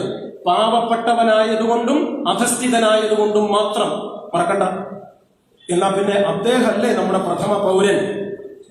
അരിജന്റെ, അധസ്ഥിതന്റെ, അടിയാളന്റെ, അശരണന്റെ, ആർത്തന്റെ, ആലംബഹീനന്റെ കൂരയ്ക്ക് തീ കൊടുക്കുമ്പോ ഒന്ന് ആലോചിക്കട്ടെ. നമ്മുടെ പ്രസിഡന്റ് രാമനാഥ് കോവിന്ദാണ്. ആലോചിച്ചു ആരെങ്കിലും? ഉണ്ടാവില്ല. എന്തിന്? ഇവർക്കത് മുഖപടമാണ്, മറയാണ്. മനസ്സിൽ മരുന്നിനെടുക്കാൻ പോലും അധസ്ഥിത സ്നേഹം, സവർണ വിരോധം ഇല്ല എന്ന് നാം തിരിച്ചറിയണം. ഞാൻ ആവർത്തിക്കുന്നില്ല. ഈ രാഷ്ട്രീയം നാം അറിയാതെ പോയാൽ ദ്രൗപദി മുർമുവിന്റെ പ്രസിഡന്റ് പദവിയിലേക്കുള്ള ആരോഹണം, ആനയിക്കൽ തെറ്റിദ്ധാരണയ്ക്കിടവരുത്തും എന്ന് മറക്കരുത് എന്ന് പറയാനാണ്. സഹോദരൻ അയ്യപ്പന്റെ പ്രസിദ്ധമായ പ്രയോഗമുണ്ട് പതിറ്റാണ്ടുകൾക്ക് മുമ്പ്. നമ്മുടെ മനുവുമായി താരതമ്യപ്പെടുത്തുമ്പോൾ അവരുടെ ഹിറ്റ്ലർ എത്രയോ പാവം. പിടുത്തം കിട്ടിയില്ലേ? മനുവിനെയും ഹിറ്റ്ലറെയും വായിച്ചവർക്കറിയാം. നമ്മുടെ മനുവുമായി താരതമ്യപ്പെടുത്തുമ്പോൾ അവരുടെ ഹിറ്റ്ലർ എത്രയോ പാവം. സഹോദരൻ അയ്യപ്പൻ പതിറ്റാണ്ട് മുമ്പ് പറഞ്ഞതാ. കർമ്മണ്യേവാധികാരസ്തു മാ ഫലേഷു. കർമ്മം ചെയ്താൽ മതി, ഫലം ഇച്ഛിക്കരുത്. മൂപ്പര് മറ്റാളോട് പറഞ്ഞതാ. ആരോട്? അർജുനനോട് കൃഷ്ണൻ. അത് ഗീതയിൽ. ബ്രാഹ്മണോസ്യ മുഖമാസി എന്ന് തുടങ്ങുന്ന വിരാട പുരുഷ ശ്ലോകം. ബ്രഹ്മാവിന്റെ മുഖത്തുനിന്ന് ബ്രാഹ്മണര്, കൈകളിൽ നിന്ന് ക്ഷത്രിയര്, തുടയിൽ നിന്ന് വൈശ്യര്, പാദങ്ങളിൽ നിന്ന് ശൂദ്രര്. ഞാൻ കുറച്ചു മുമ്പ്, നമ്മുടെ കോവിഡിനൊക്കെ മുമ്പ് കോട്ടയത്ത് ഒരു പരിപാടിക്ക് പോയി. ഒരു സെമിനാറിൽ പങ്കെടുക്കുമ്പോൾ RSSന്റെ ഒരു നേതാവ് മൂപ്പരുണ്ടായിരുന്ന പരിപാടി, നമ്മൾ വെച്ച പരിപാടിയാണ്. പ്രസംഗത്തിന് ശേഷം അദ്ദേഹം വിഷയം അവതരിപ്പിച്ച് ഞാൻ പ്രസംഗിച്ചു കഴിഞ്ഞ അദ്ദേഹത്തിന്റെ ഇടപെടലിന്റെ ഭാഗമായി അദ്ദേഹം പറഞ്ഞു, കമ്മ്യൂണിസ്റ്റുകാർ ഇങ്ങനെയാ പറയാ. ആ ശ്ലോകത്തിൽ ഒരു അപാകതയില്ല. ദൈവമല്ലേ? ദൈവത്തിന്റെ മുഖം, കാല് അങ്ങനെയൊക്കെ ഉണ്ടോ? നമ്മൾ കുടുങ്ങിയില്ലേ? കൺക്ലൂഡ് ചെയ്തുകൊണ്ട്, സമ്മപ്പ് ചെയ്തുകൊണ്ട്, സമാപിച്ചുകൊണ്ട് 5 മിനിറ്റ് പ്രസംഗിക്കാൻ എനിക്ക് അവസരം തന്നിരുന്നു സംഘാടകർ. അവസാനിപ്പിക്കുമ്പോൾ ഞാൻ പറഞ്ഞു, എന്നാൽ എന്റെ സുഹൃത്തെ, ഇതൊന്ന് തലതിരിച്ച് ചൊല്ലി നോക്ക്. അപ്പൊ അടി ഉറപ്പള കിട്ടുക നോക്കിയാൽ മതി. ബ്രാഹ്മണര് കാലുന്നുണ്ടായി എന്ന ശ്ലോകം ഒന്ന് മാറ്റാൻ RSSന് ധൈര്യമുണ്ടോ? അദ്ദേഹം കേൾക്കാനുണ്ടായിരുന്നില്ല. പ്രസംഗിച്ചു കഴിഞ്ഞ് പറഞ്ഞു പോയിരുന്നു. കേൾക്കുമ്പോൾ ബേജാറായി പോകും. ദൈവത്തിന്റെ മുഖത്തുനിന്നായാൽ എന്താ, കാലിന്റെ മേലെ നിന്നായാലെന്താ? കമ്മ്യൂണിസ്റ്റുകാർക്ക് അന്തംഗമ്യ ആയതുകൊണ്ടല്ലേ ദൈവത്തിന് അങ്ങനെ വേർതിരിക്കുന്നത്? ബ്രാഹ്മണോസ്യ മുഖമാസി. അങ്ങനെ പറഞ്ഞാൽ കുഴപ്പമില്ലാന്ന്. തിരിച്ചു പറഞ്ഞാലോ? അതിന് മറുപടി ഇല്ല. ഞാൻ വിശദീകരിക്കുന്നില്ല. പറഞ്ഞു വന്നത്, അദൃശ്യ സ്വാധീനം, RSS മറച്ചുവെക്കപ്പെട്ട രാഷ്ട്രീയം നാം നന്നായി തിരിച്ചറിയണം. പ്രയോഗത്തിലും അതാണ്.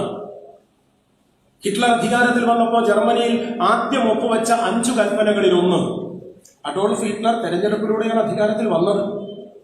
ബെർലിൻ സർവകലാശാലയിലെ വിദ്യാർത്ഥികളെ കൊണ്ട് അഡോൾഫ് ഹിറ്റ്ലർ തെരുവീഥികളിൽ നിർത്തി ഉറക്ക വിളിച്ച മുദ്രാവാക്യങ്ങൾ 2. ജനാധിപത്യത്തിന്റെ മുഖത്ത് ഞങ്ങൾ കാർക്കിച്ചു തുപ്പുന്നു, സ്വാതന്ത്ര്യത്തെ ഞങ്ങൾക്ക് പരമപുച്ഛമാണ്, വേണ്ട. ആരാ പറഞ്ഞത്? അക്ഷരാഭ്യാസമില്ലാത്ത പാവപ്പെട്ടവനല്ല, ഉയർന്ന വിദ്യാഭ്യാസത്തിന്റെ മണ്ഡലത്തിൽ നിൽക്കുന്ന ബെർലിൻ സർവകലാശാലയിലെ വിദ്യാർത്ഥികളെ കൊണ്ട് ഹിറ്റ്ലർ പ്രസംഗിപ്പിച്ചു, മുദ്രാവാക്യം വിളിച്ചു, ജനാധിപത്യം വേണ്ട, സ്വാതന്ത്ര്യം പുല്ല്, ഞങ്ങൾക്ക് വേണ്ടാന്ന് വിവരമുള്ള കുട്ടികൾ പറയില്ലേ? അപ്പം കേരളീയർ നാം സാക്ഷര പ്രബുദ്ധർ, അക്ഷരസമ്പന്നർ, രാഷ്ട്രീയ പ്രബുദ്ധർ എന്നൊക്കെ അഹങ്കരിച്ച് ഇങ്ങനെ വിശ്രമിച്ചിരിക്കുമ്പോൾ ആള് നമ്മയും കൊണ്ട് പോയി കളയും എന്ന് മറക്കരുത്. അത് പറയാനാണ് ഇത്രയും പറഞ്ഞത്.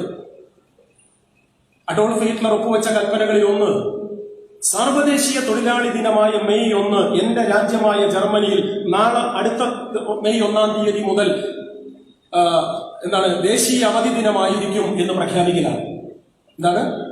സാർവദേശീയ തൊഴിലാളി ദിനമായ മെയ് 1 എന്റെ രാജ്യമായ ജർമ്മനിയിൽ ഇനി മുതൽ ദേശീയ അവധി ദിനമായി പ്രഖ്യാപിക്കുന്നു എന്ന് പറഞ്ഞ മനുഷ്യനാണ് അഡോൾഫ് ഹിറ്റ്ലർ. നോക്കൂ നിങ്ങൾ, നമ്മുടെ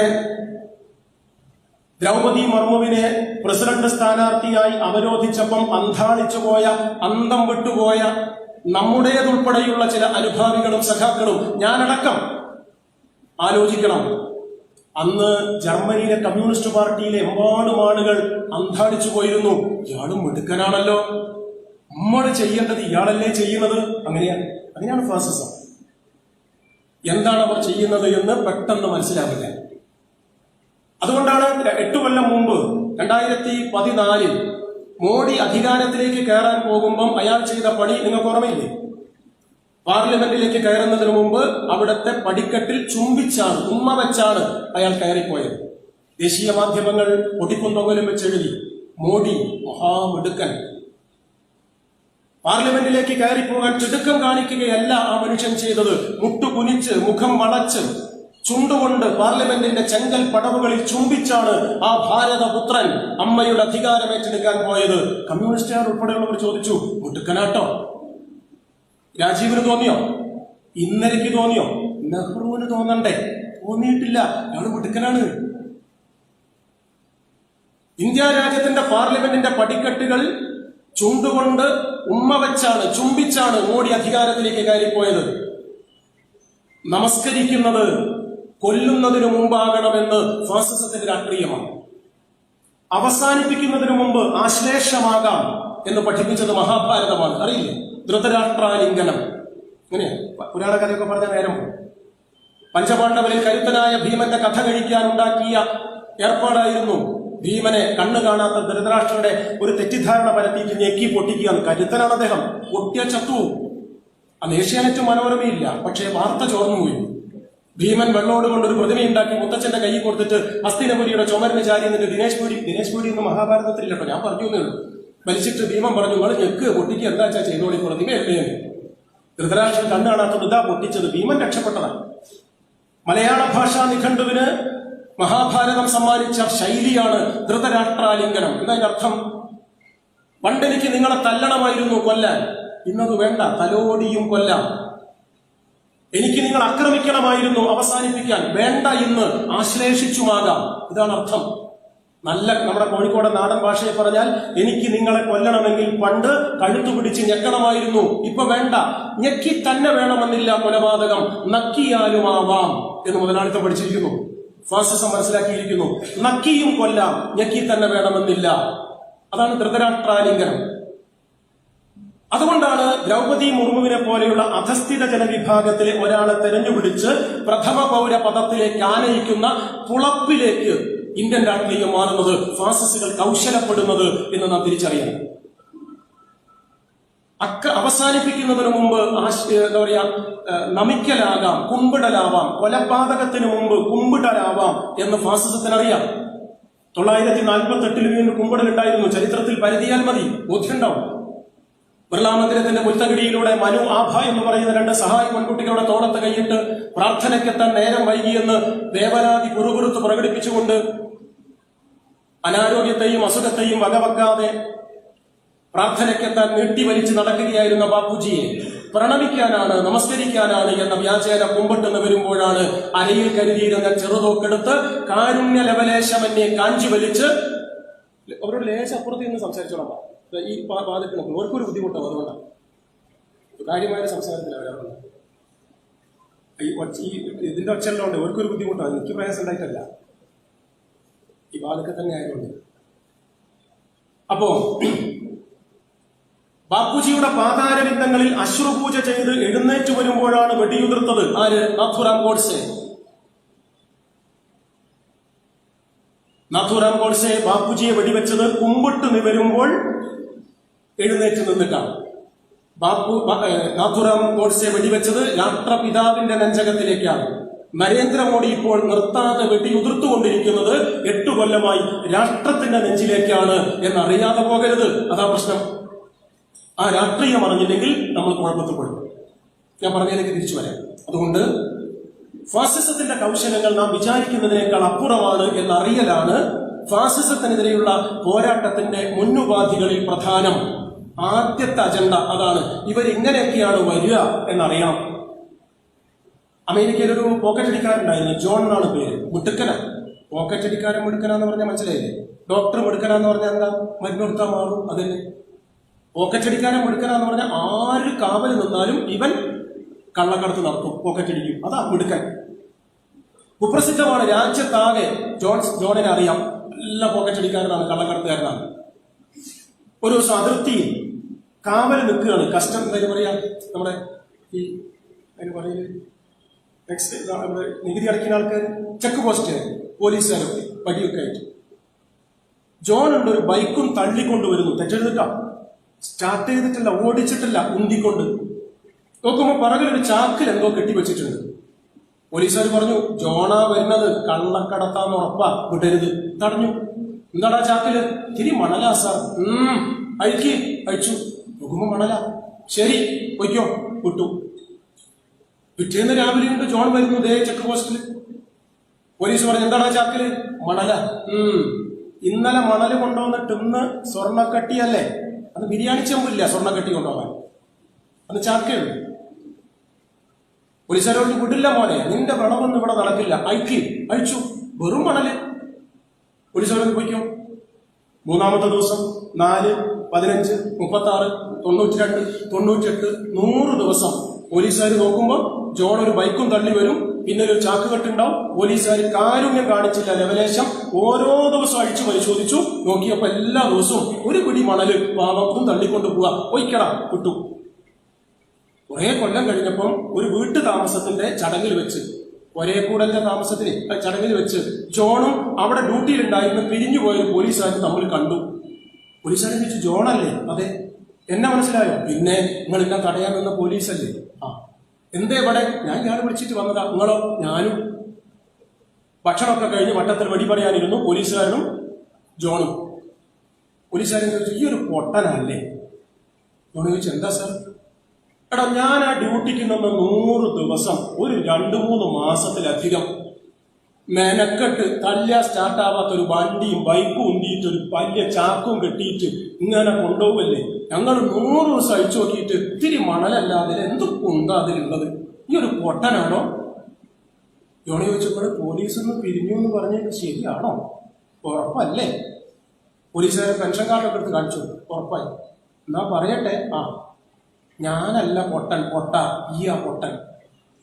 ആര്? ജോൺ പോലീസുകാരനോട്. അതെന്തേലും? എടോ, ഞാൻ കടത്തിയത് ബൈക്കാ. വടച്ചോനെ, എന്തിങ്ങനെ നിൽക്കുക? മണല് നേരെയാക്കുക വിചാരിച്ചിട്ട്.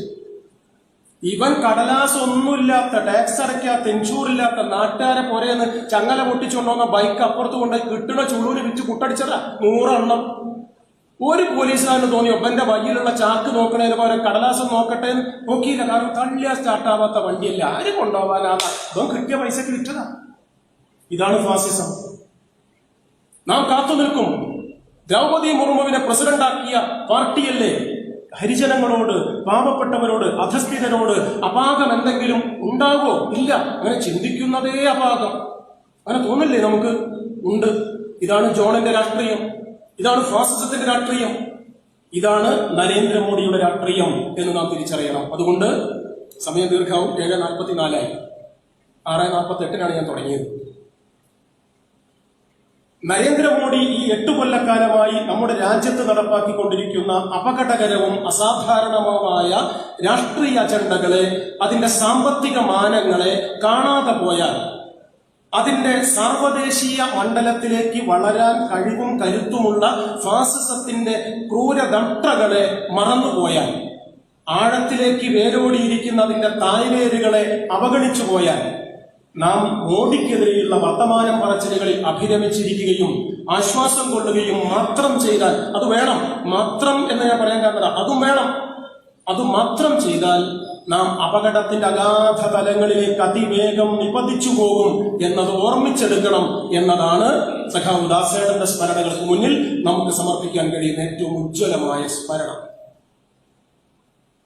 സാമ്പത്തിക രാഷ്ട്രീയ വശങ്ങൾ എന്നതുപോലെ ഇന്ത്യയിലെ ഭരണകൂടം പിശുക്കില്ലാതെ പുലമ്പിക്കൊണ്ടിരിക്കുന്ന, മടിയില്ലാതെ വിളമ്പിക്കൊണ്ടിരിക്കുന്നതാണ് വർഗീയതയും ദേശീയതയും. വിശദാംശങ്ങളിലേക്ക് പോണില്ല, ദീർഘമായി സമയം. അരവിന്ദാക്ഷാദിനെ കരി കിട്ടാത്തത് അബ്ദുറഹിമാൻ തിന്നാനുള്ളത് കൊണ്ടാണ് എന്ന് RSS പഠിപ്പിക്കുന്നു. അത് അവരുടെ വർഗീയ അജണ്ടയാണ്. SDPIക്കാർ ഇപ്പുറത്ത് പഠിപ്പിക്കുന്നുണ്ട്, മുസ്തഫ നിനക്ക് മുണ്ട് കിട്ടാത്തത് മുകുന്ദന്മാർ മുണ്ടെടുക്കാനുള്ളത് കൊണ്ടാണ് എന്ന് ഇപ്പുറത്ത് പഠിപ്പിക്കുന്നുണ്ട്.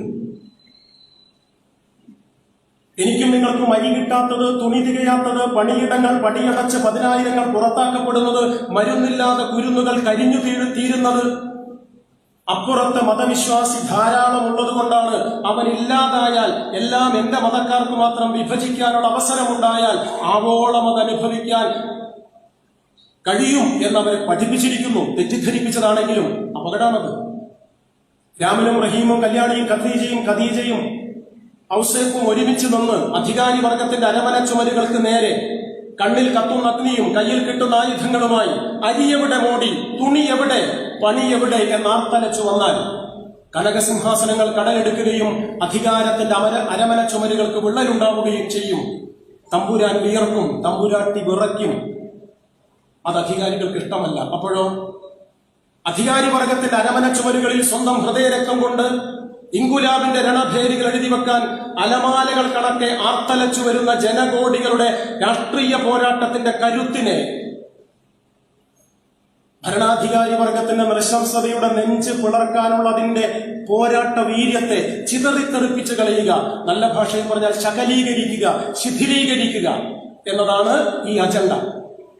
മുനമടക്കിയും മൂർച്ച കുറച്ചും മഹാനദിയുടെ കുത്തൊഴുക്കിനെ മഞ്ചറ കെട്ടി തടുക്കാവുന്ന വിധം കൈത്തോടുകളായി അധപ്പതിപ്പിച്ചും പുല്ലിൽ ചിന്തിയ തവിടുപോലെ നശിപ്പിച്ച് നാനാവിധമാക്കിയും ഇന്ത്യയിലെ ഭരണാധികാരികൾ ലോകത്തിലെ എല്ലാ ഫാസിസ്റ്റുകളും ചെയ്യുന്നത് പോലെ നിർലോഭം, നിർഭയം, നിർലജ്ജം നിരന്തരം ചെയ്തുകൊണ്ടിരിക്കുകയാണ്.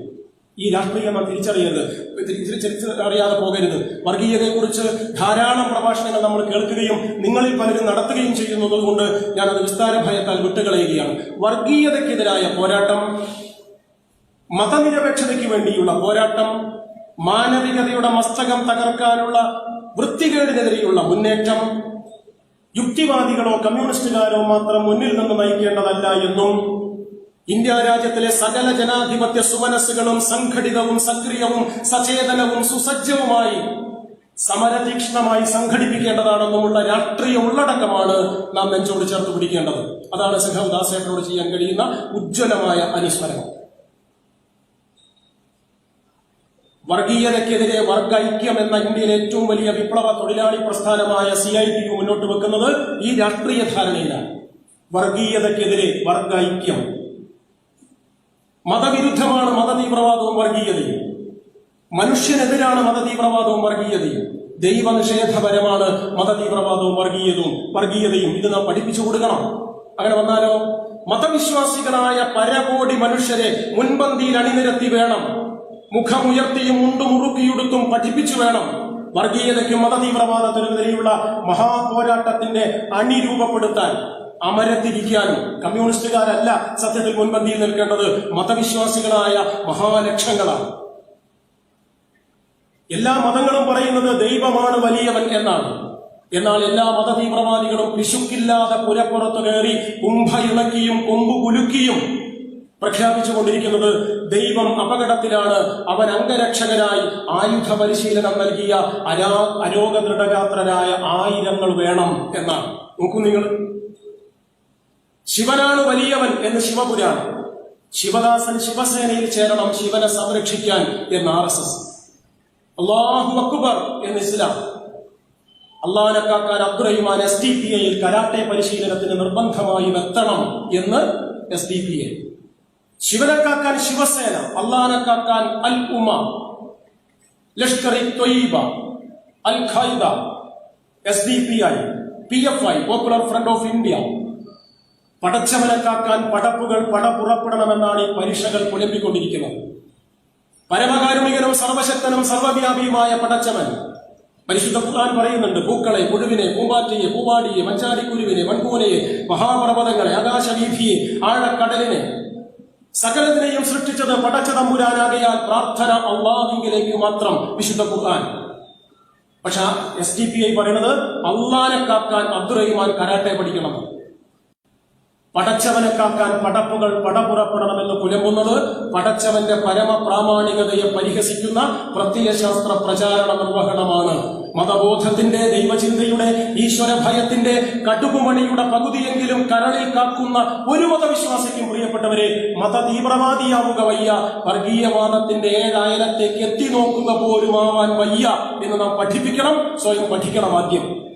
എന്നാൽ ഈ രാജ്യത്തിന്റെ ഈ വൃത്തികേടുകളെ നമുക്ക് നേരിടാൻ പറ്റും.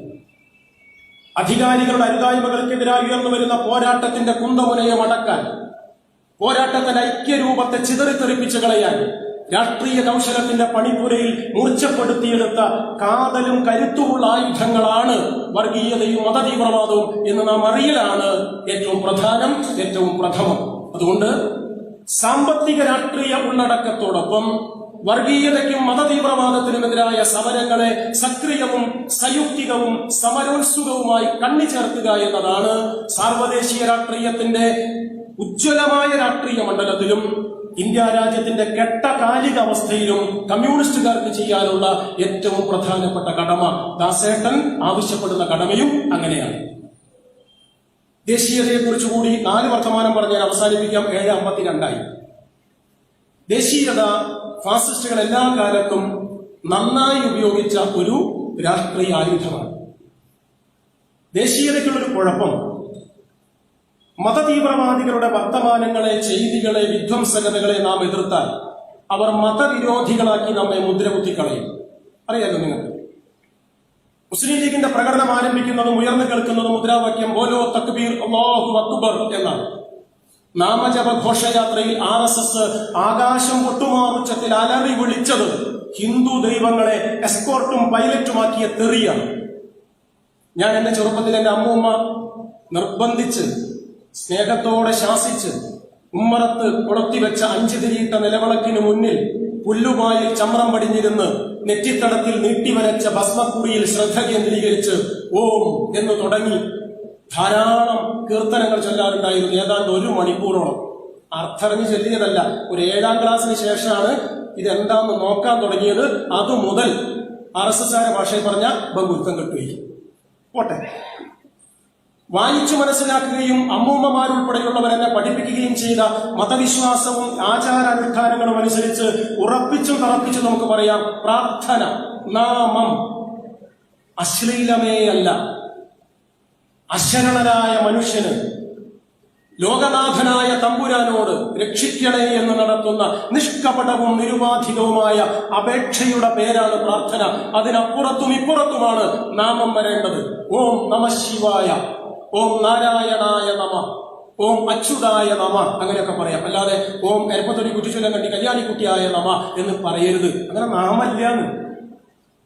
പക്ഷെ നാമജപ ഘോഷയാത്രയിൽ RSS അശ്ലീലമെന്ന കണക്ക് അകമ്പടി, എസ്കോർട്ടും പൈലറ്റും മുന്നിലും പിന്നിലുമായി അകമ്പടി ചേർത്ത് വിളിച്ചത് തെറിപ്പദങ്ങളാണ്, വിളിപ്പദങ്ങളായിരുന്നില്ല എന്ന് നിങ്ങൾക്കറിയാം. ചരിത്രത്തിലേക്കൊന്നും ഞാൻ ഓടിയിട്ട് പോകുന്നില്ല, നേരം വൈകും.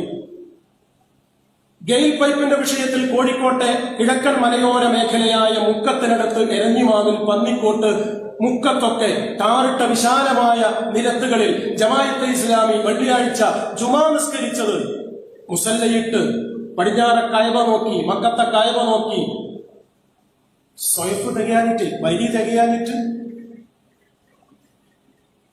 ഇമാം നിൽക്കണോ ബുദ്ധിമുട്ടായപ്പോയതാ ആ ജാഥയിൽ.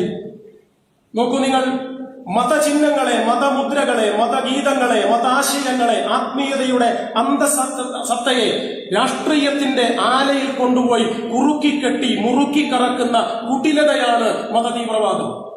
നാമജപഘോഷയാത്രയിൽ ഭഗവാൻ അയ്യപ്പന്റെ പേര് വർഗീയതയുടെ മറയിൽ അധികാരത്തിന്റെ രാഷ്ട്രീയത്തിന്റെ ലാഭത്തിനു വേണ്ടി ഉപയോഗിച്ച RSSഉം ഗേറ്റ് പൈപ്പ് വിഷയത്തിൽ മുക്കത്ത് തെരുവിൽ മുസല്ലയിട്ട് പ്രാർത്ഥിക്കാൻ അനുയായികളോട് ആഹ്വാനം ചെയ്ത മുസ്ലിം തീവ്രവാദി പ്രസ്ഥാനങ്ങളുടെ രാഷ്ട്രീയ അജണ്ടയും എവിടെയാണ് വേർതിരിയുന്നത്? അല്ല, ഒത്തുചേരുകയാണ്. ന്യൂമാൻ കോളേജിൽ അധ്യാപകനായ ജോസഫ് സാറിന്റെ വലതുകൈ പത്തിവെട്ടി കുറ്റിക്കാട്ടിലേക്ക് എറിഞ്ഞ് മുദ്രാവാക്യം വിളിച്ചവന്റെ രാഷ്ട്രീയവും ബാബറി മസ്ജിദ് പൊളിച്ചവന്റെ രാഷ്ട്രീയവും എവിടെയാണ് വേർതിരിയുന്നത്? ഇല്ല, ഒട്ടിപ്പിടിച്ചിരിക്കുകയാണ്. കൈവെട്ടിയവന്റെയും പള്ളി തകർത്തവന്റെയും പാതയൊന്നാണ്, പതാകയും എന്നുറക്കെ നാം പറയണം. ആവർത്തിക്കാം നമുക്കത്. കൈവെട്ടി കാട്ടിലേക്ക് എറിഞ്ഞവന്റെയും ബാബറി പള്ളി പൊളിച്ചവന്റെയും പാതയും പതാകയും ഒന്നാണ് എന്ന് പറയാൻ ഇന്ത്യയിൽ ഒരു പ്രസ്ഥാനമേ ഉള്ളൂ. അത് സഖാവ് ദാസേട്ടന്റെ പ്രസ്ഥാനം ചെങ്കൊടി പാർട്ടിയാണ്, കമ്മ്യൂണിസ്റ്റ് പാർട്ടിയാണ് എന്ന് മറക്കരുത്. മറന്നാ പിന്നെ മരണമല്ലാതെ മറ്റൊന്നുണ്ടാവില്ല. ഒപ്പം നിൽക്കാത്തവരെ ഒറ്റുകാരാക്കുന്ന രാഷ്ട്രീയ നൃശംസതയുടെ വെളിപ്പേരാണ് ഫാസിസം. വിയോജിക്കുന്നവരെ വിരോധികളുടെ പട്ടികയിൽ തള്ളുന്ന തെമ്മാടിത്തത്തിന്റെ പേരാണ് ഫാസിസം. മറക്കരുത്. നിങ്ങൾ ഒപ്പം നിൽക്കുമോ? ഇല്ലെങ്കിൽ നിങ്ങൾ ഒറ്റുകാരുടെ പട്ടികയിൽപ്പെടും. നിങ്ങൾ യോജിക്കുമോ? വിയോജിക്കുമെങ്കിൽ നിങ്ങൾ വിരോധികളുടെ തട്ടകത്തിൽപ്പെടും.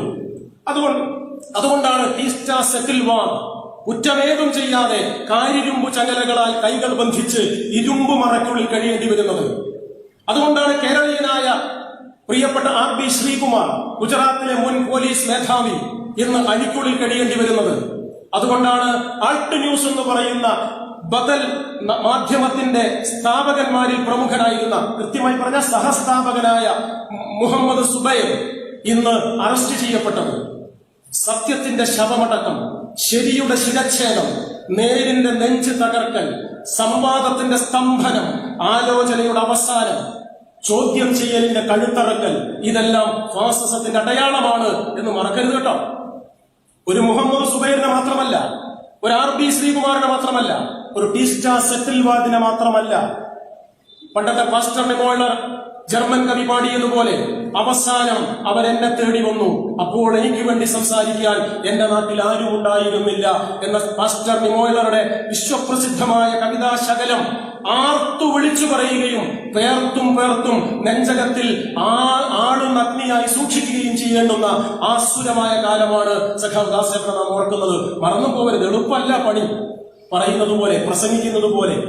എന്നേക്കാൾ നന്നായി പ്രസംഗിക്കാൻ അറിയുന്നവർക്ക് ഇതിനേക്കാൾ നന്നായി ഇത് അവതരിപ്പിക്കാൻ കഴിയും. പക്ഷേ കാലുകൊള്ളുമെന്നറിഞ്ഞുകൊണ്ട് വേണം കനൽ ചീളുകളാൽ സമൃദ്ധമായ ഈ അഗ്നിപഥങ്ങളിൽ ചവിട്ടാൻ. ആ പോരാട്ടത്തിന് നാം തയ്യാറെടുക്കുക എന്നതാണ് ഏറ്റവും പ്രധാനം. ഞാൻ പറഞ്ഞതിലേക്ക് തിരിച്ചു വരാം. ദേശീയത ഫാസിസം എല്ലാ കാലത്തും ഉപയോഗിച്ച ഒരു മൂർച്ച കൂടിയ രാഷ്ട്രീയ കൗശലമാണ്, ആയുധമാണ്. ഇന്ത്യയിലും അതെ. ദേശീയതയ്ക്ക് എന്താ കുഴപ്പം?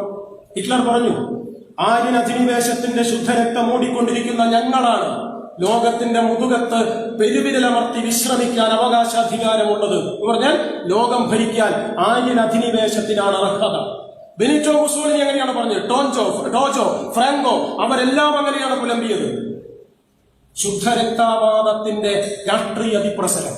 അതുകൊണ്ടാണ് ഞാൻ നേരത്തെ തുടക്കത്തിൽ ഉദ്ധരിച്ച ജോർജി ലിമിത്രോ ഫാസിസത്തിനെതിരെ ഐക്യമുന്നണി എന്ന തന്റെ സുപ്രസിദ്ധമായ പുസ്തകത്തിലൂടെ അദ്ദേഹം പറഞ്ഞു, ഉന്മത്ത ദേശീയതയ്ക്ക് കൊമ്പു മുളച്ചാൽ അത് ഫാസിസമാകും.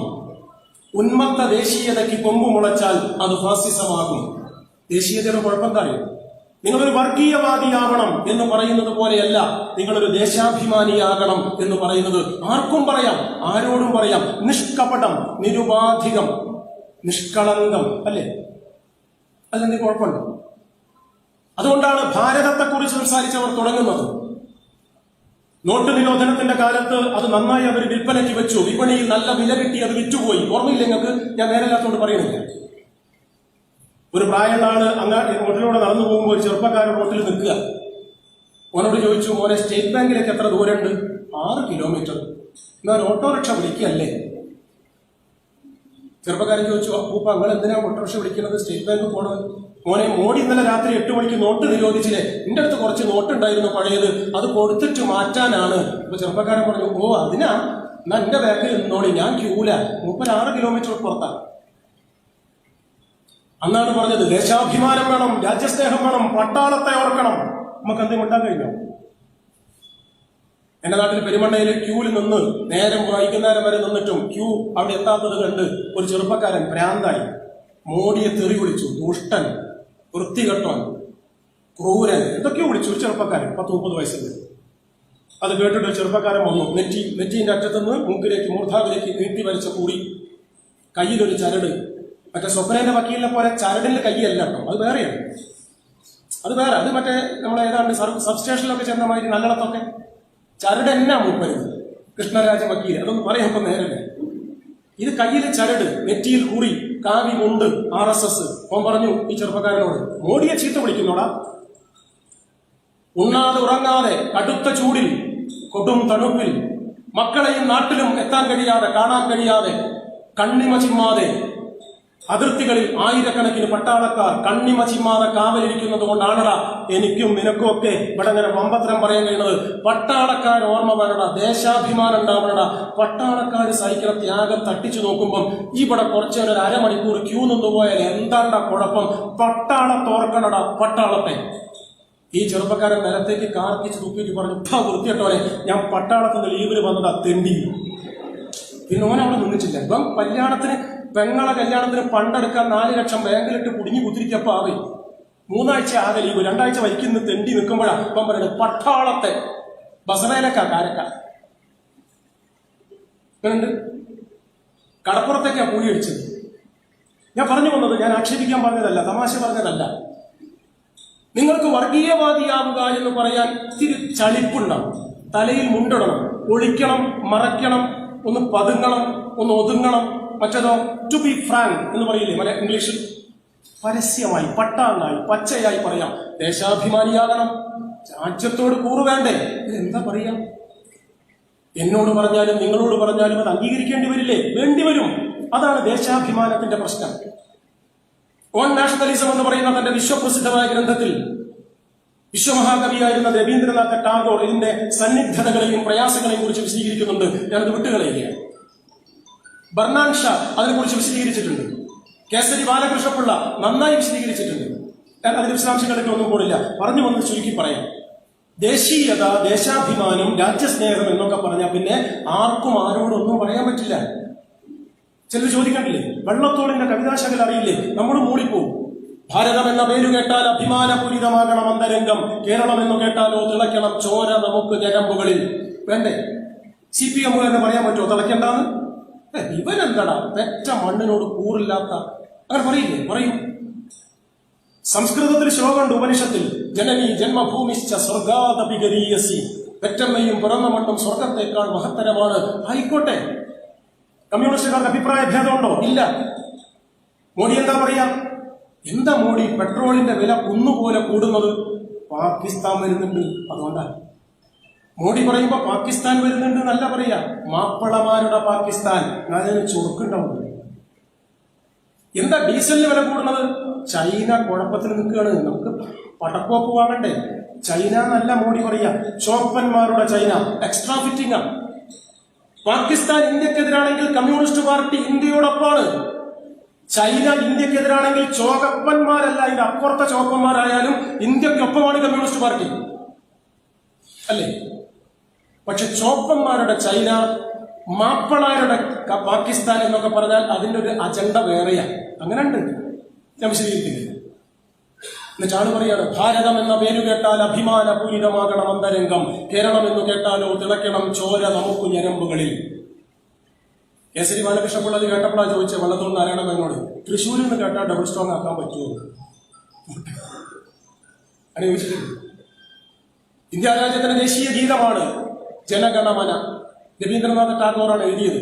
എഴുതിയ കാലത്ത് RSSകാർ പറഞ്ഞത്, ജോർജ് അഞ്ചാമൻ ഇന്ത്യയിലേക്ക് വരുമ്പോൾ മൂപ്പര കാല് കഴുകി കൊടുക്കാൻ പാടിയ പാട്ടാണ്, അപദാന ഗീതമാണിത്. ഇപ്പൊ പറയുന്ന ദേശാഭിമാന ഗീതം പാടിക്കോളി, സിനിമാശാലയിൽ സിനിമ കാണിക്കുമ്പോൾ മുമ്പ് തെളിയിച്ചിട്ട് നമ്മളൊക്കെ കുടുങ്ങിയതല്ലേ? അങ്ങനെ ഉണ്ടായിരുന്നു. ഇതാണ് ഉന്മത്ത ദേശീയത. വെറുതെ ഉണ്ടാക്കുകയാണ്. സിനിമാശാലയിൽ ആണെണീറ്റുന്ന ദേശീയത ഉണ്ടാവും. അച്ഛൻ പണി കഴിഞ്ഞ് വീട്ടിലേക്ക് വരുമ്പോൾ കയ്യിലൊരു മിഠായി പൊരി, കയ്യിലൊരു പലഹാര പാക്കറ്റ്.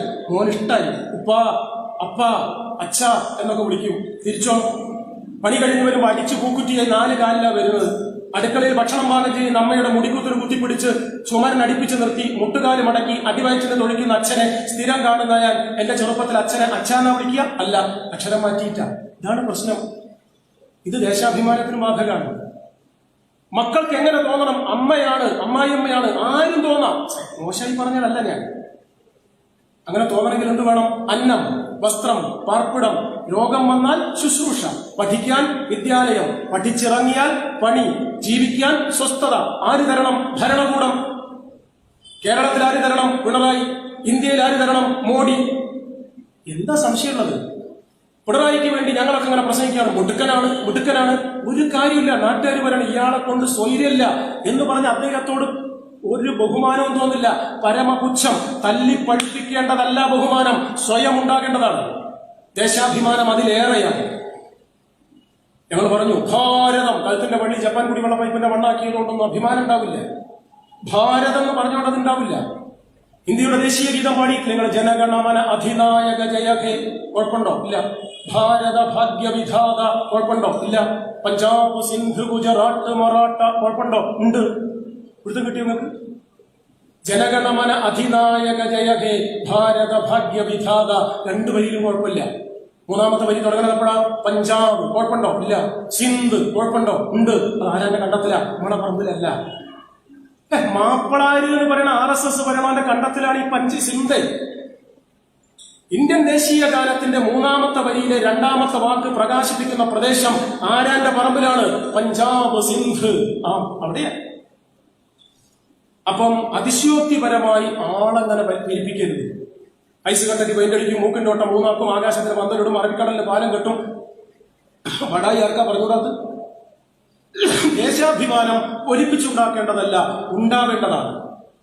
ദേശാഭിമാനത്തിന്റെ കുതിരപ്പുറത്ത് കയറി അമിത ഉന്മത്ത ദേശീയതയുടെ പൊൻവെളിച്ചത്തിൽ പ്രഭയിൽ ഈ നാട്ടിലെ പട്ടിണിയും ദുരിതങ്ങളുമെല്ലാം അവസാനിപ്പിച്ചിരിക്കുന്നു.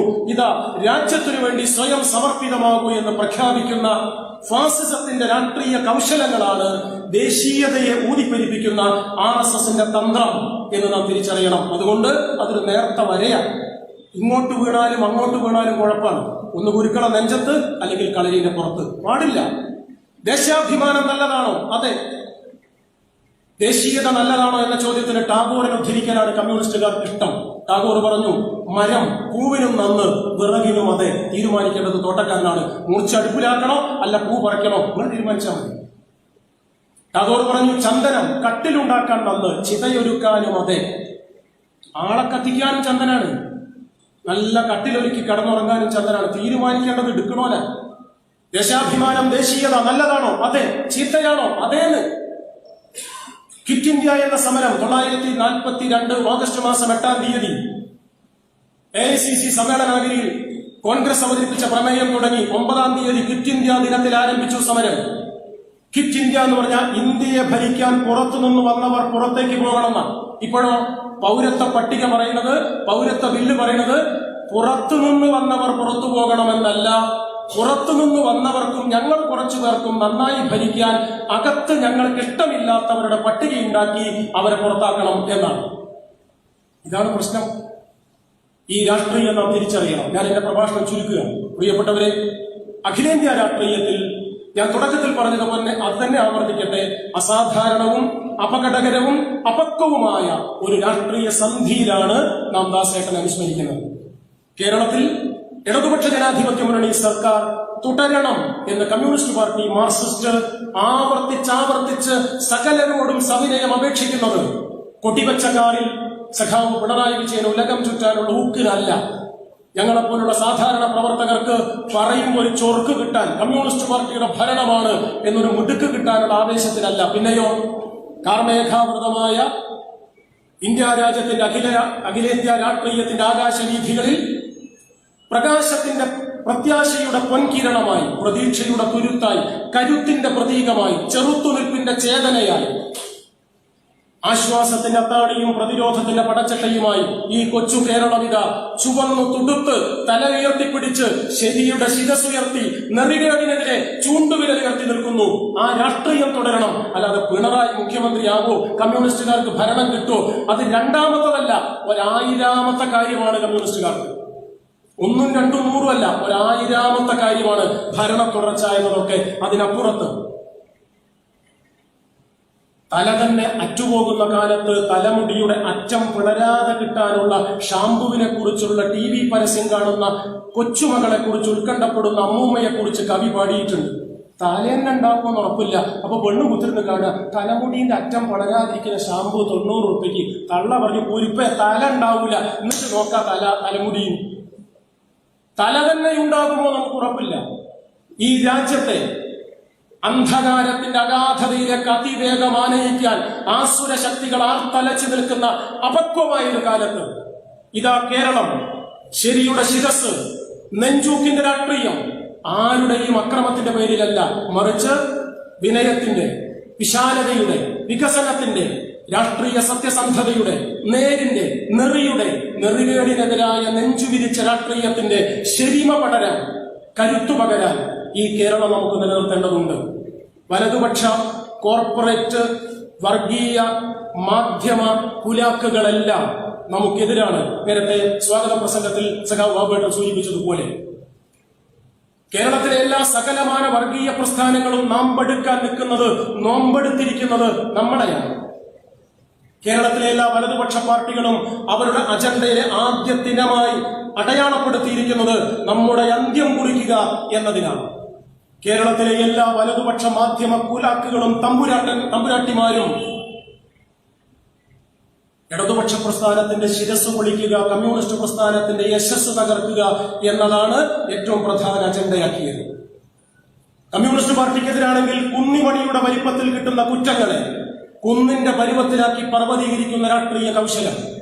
വലതുപക്ഷത്തിനെതിരും കമ്മ്യൂണിസ്റ്റ് പാർട്ടിക്ക് അനുകൂലവുമാണെങ്കിൽ കൊമ്പനാനയുടെ വലിപ്പത്തിൽ കിട്ടിയാലും കുഞ്ഞനുറുമ്പിന്റെ ചെറുതിലേക്ക് ചുരുക്കിക്കളയുന്ന നെറികേടിന്റെ തെമ്മാടിത്തം പിശുക്കില്ലാതെ പ്രയോഗിക്കുകയാണ് കേരളത്തിലെ സകല മാധ്യമ കുലാക്കുകളും മൂരാച്ചികളും.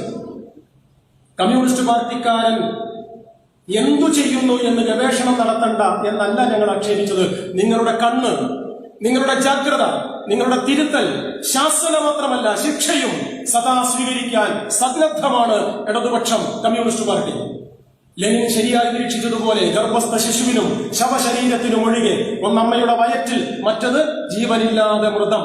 ഈ രണ്ടിനും ഒഴികെ പ്രവർത്തിക്കുന്നവർക്കെല്ലാം പിശകു പിണയും. പിഴവ് പറ്റിയാൽ മടി കൂടാതെ ഏറ്റവും എളുപ്പത്തിൽ അത് തിരുത്താനുള്ള തന്റെ ഇടത്തെയാണ് കമ്മ്യൂണിസ്റ്റുകാർ നെഞ്ചോട് ചേർത്ത് പിടിക്കുന്നത്. ആ രാഷ്ട്രീയം നിങ്ങൾ കൈകാര്യം ചെയ്യുന്നുവെങ്കിൽ ഞങ്ങൾക്ക് വിരോധമില്ല. ഞങ്ങളെ തിരുത്താനാണോ എങ്കിൽ ഞങ്ങൾ രണ്ടു കൈയും നീട്ടി തുറന്ന മനസ്സോടെ സ്വീകരിക്കും. തുരത്താനാണോ ഒരു പൊന്നുമോനും അതിന് അനുവാദം കൊടുക്കാൻ സഖാവ് ദാസേട്ടന്റെ പ്രസ്ഥാനത്തിന് ആവില്ല എന്നുള്ളതൊക്കെ ഞങ്ങൾ പ്രഖ്യാപിക്കുന്നു. അതാണ് ഈ വർത്തമാനകാല രാഷ്ട്രീയം നമ്മോട് മുന്നോട്ട് വെക്കുന്ന ശരിയായ നിലപാട് എന്നുകൂടി നാം അറിയണം. ഞാൻ നേരത്തെ പറഞ്ഞതുപോലെ സ്മരണ ഒരു സമരായുധമാകുന്ന കാലത്താണ് നാം ജീവിച്ചിരിക്കുന്നത്. ഓർമ്മ മൂർച്ച കുറയാത്ത, മുനമടങ്ങാത്ത ആയുധമായി എപ്പോഴും സക്രിയമായി സദാ സൂക്ഷിക്കേണ്ട ഒരു കാലത്താണ് നാം ഈ കൂടിച്ചേരൽ നടത്തിയിരിക്കുന്നത്.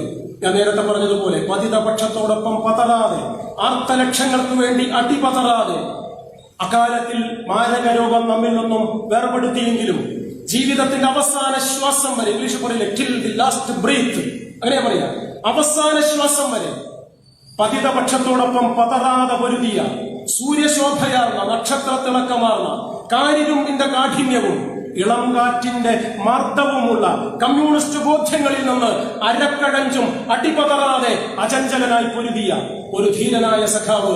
ആ സഖാവിനെയാണ് നമ്മളിപ്പോ അനുസ്മരിക്കുന്നത്. 1986 മുതൽ സഖാവ് ദാസേട്ടനെ എനിക്കറിയാം.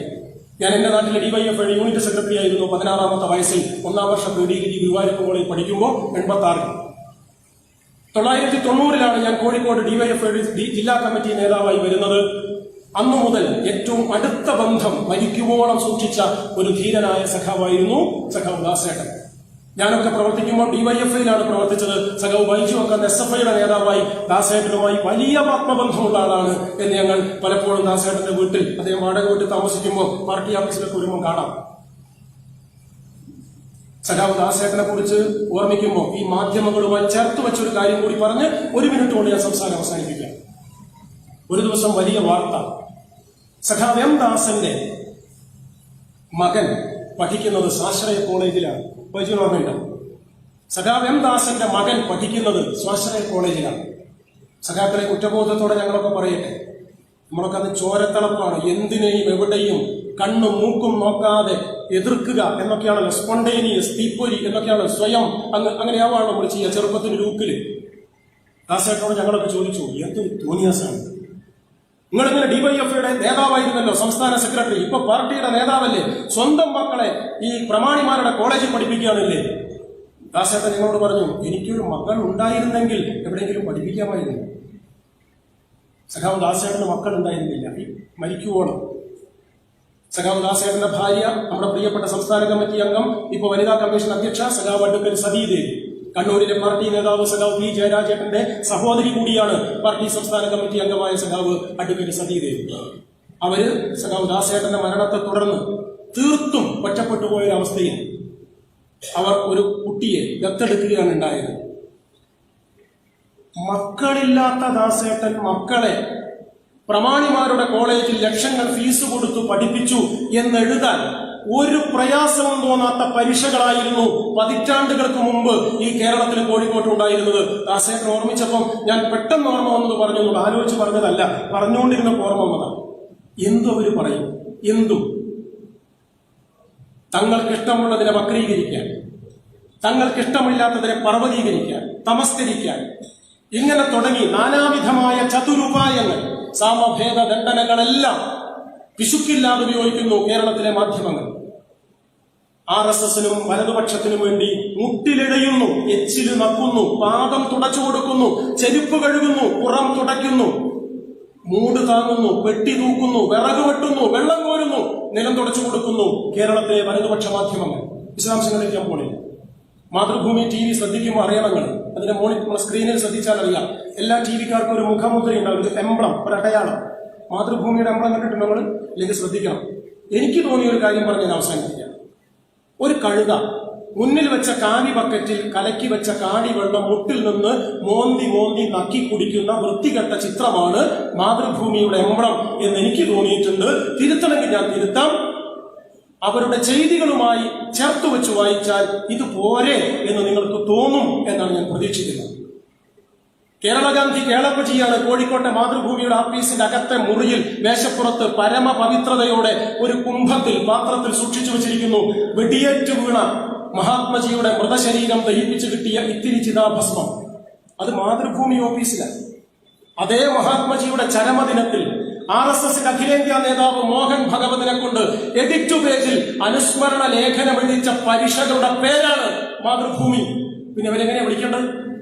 ഗാന്ധിജിയെ വെടിവെച്ചു കൊന്ന നാഥുറാമിന്റെ പാർട്ടി പ്രസ്ഥാനം RSSന്റെ അഖിലേന്ത്യാ സർസംഘ ചാലക് മോഹൻ ഭഗവതിനെ കൊണ്ട് 2 വർഷം മുമ്പ് മാതൃഭൂമിയുടെ വാർത്ത വന്നപ്പോ തെറ്റിപ്പോയതല്ല, എഡിറ്റ് പേജിൽ നയപ്രഖ്യാപന രേഖാ പേജിൽ, നയം വിശദീകരിക്കുന്ന പേജിൽ, എഡിറ്റ് പേജിൽ മോഹൻ ഭഗവതിനെ കൊണ്ട് RSSന്റെ നേതാവിനെ കൊണ്ട് ബാപ്പുജിയുടെ അനുസ്മരണം എഴുതിച്ച പരീക്ഷകളുടെ പ്രസ്ഥാനമാണ് ഈ മാതൃഭൂമി പത്രം. അവര് പിന്നെ കാവി ബക്കറ്റിൽ കലക്കി വെച്ച കാടിവെള്ളം മുട്ടിൽ നിന്ന് ഭവ്യതയോടെ നക്കി കുടിക്കുന്ന എംബ്ലമല്ലാതെ മറ്റെന്തു വെക്കാൻ കഴിയും എന്ന ചോദ്യം വളരെ പ്രസക്തമാണ്.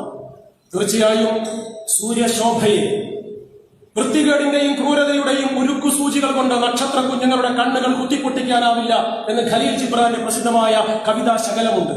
നക്ഷത്ര കുഞ്ഞുങ്ങളുടെ തിളക്കമാർന്ന കണ്ണുകൾ കുത്തിപ്പൊട്ടിക്കാൻ ക്രൂരതയുടെ ഉരുക്കു സൂചികൾക്കാവില്ല.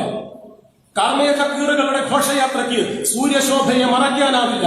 തീർച്ചയായും കമ്മ്യൂണിസ്റ്റ് പ്രസ്ഥാനം ഉയർത്തിപ്പിടിക്കുന്ന ശരിയുടെ ശിരസ്, നേരിന്റെ നെഞ്ച് ഈ എല്ലാ വൃത്തികേടുകളെയും അതിജീവിച്ച് വകഞ്ഞുമാറ്റി മുറിച്ചു കടന്ന് മുന്നോട്ടു പോകുന്ന ഒരു കാലമാണ് പ്രിയപ്പെട്ടവരെ നമ്മെ കാത്തിരിക്കുന്നത്. ആ പോരാട്ടത്തിന് അഗ്നിരഥികളിൽ, സമരപഥങ്ങളിൽ, ഉശിരാർന്ന രാഷ്ട്രീയ പോരാട്ടങ്ങളിൽ അനായാസമല്ലെങ്കിലും ആയാസമുള്ളതാണെങ്കിലും അസാധ്യമല്ലെന്നുറപ്പുള്ള ആ വലിയ പോരാട്ടത്തിന്റെ ലക്ഷ്യപ്രാപ്തി എത്തിപ്പിടിക്കാനുള്ള മുന്നോട്ടുള്ള യാത്രയിൽ യൂറോപ്പിൽ വളരെ പ്രസിദ്ധമായ ചൊല്ലുണ്ട്, യാത്ര പുറപ്പെടുന്നതിന് മുമ്പ് കുതിരയ്ക്ക് ഒരു പിടി പുല്ല് കൂടുതൽ കൊടുക്കണം. നാം ഈ അനീതികൾക്കും ആസുരതയ്ക്കുമെതിരായി അടിച്ചുവിടുന്ന യാഗാശ്വം വഴിയിൽ കിതച്ചു കിടക്കരുത്, കുതിച്ച് ലക്ഷ്യത്തിലെത്തണം. അതിനൊരു പിടി പുല്ല് കൂടുതൽ കൊടുക്കണം. നാം ആശയപരമായും സർവ്വമേഖലകളിലും സജ്ജരാകേണ്ടതുണ്ട്. ആ സജ്ജരാകുക എന്ന രാഷ്ട്രീയ കടമയ്ക്ക് നിങ്ങൾ സന്നദ്ധരാകുക എന്നതാണ് ഉജ്ജ്വലനായ കമ്മ്യൂണിസ്റ്റ്, ഉത്തമനായ മനുഷ്യസ്നേഹി, ഉദാത്തനായ മാർക്സിസ്റ്റ്, സർവോപരി നമ്മുടെ എല്ലാം പ്രിയപ്പെട്ട സഖാവ് ദാസേട്ടന്റെ ദീപ്തവും ധീരവും ഇരമ്പിയാർക്കുന്നതുമായ സ്മരണകൾക്ക് മുന്നിൽ നമുക്ക് സമർപ്പിക്കാൻ കഴിയുന്ന അർത്ഥപൂർണമായ അഞ്ജലി, ശ്രദ്ധേയമായ അനുസ്മരണം എന്ന് സൂചിപ്പിച്ചുകൊണ്ട് ആ മഹാനായ കമ്മ്യൂണിസ്റ്റ് നേതാവിന്റെ, ഉജ്ജ്വലനായ മനുഷ്യസ്നേഹിയുടെ, നമ്മുടെ എല്ലാം ഏറെ പ്രിയങ്കരനായ സഖാവ് ദാസേട്ടന്റെ തുടിക്കുന്ന, ത്രസിക്കുന്ന സ്മരണകൾക്ക് മുന്നിൽ ഈ നാടിനോടൊപ്പം നിങ്ങളോടൊപ്പം ശിരസ് കുനിച്ച് ആദരാഞ്ജലിയും മുട്ടിചുരുട്ടി അഭിവാദനവും രേഖപ്പെടുത്തുന്നു. ലാൽസലാം.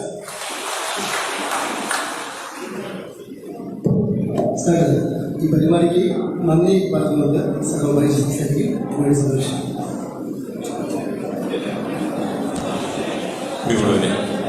ഈ പരിപാടി ഉദ്ഘാടനം ചെയ്ത പാർട്ടി ജില്ലാ കമ്മിറ്റി അംഗം കെ പ്രേമനാഥനും ഈ പരിപാടിയിൽ പങ്കെടുത്ത മുഴുവൻ ആളുകൾക്കും നന്ദി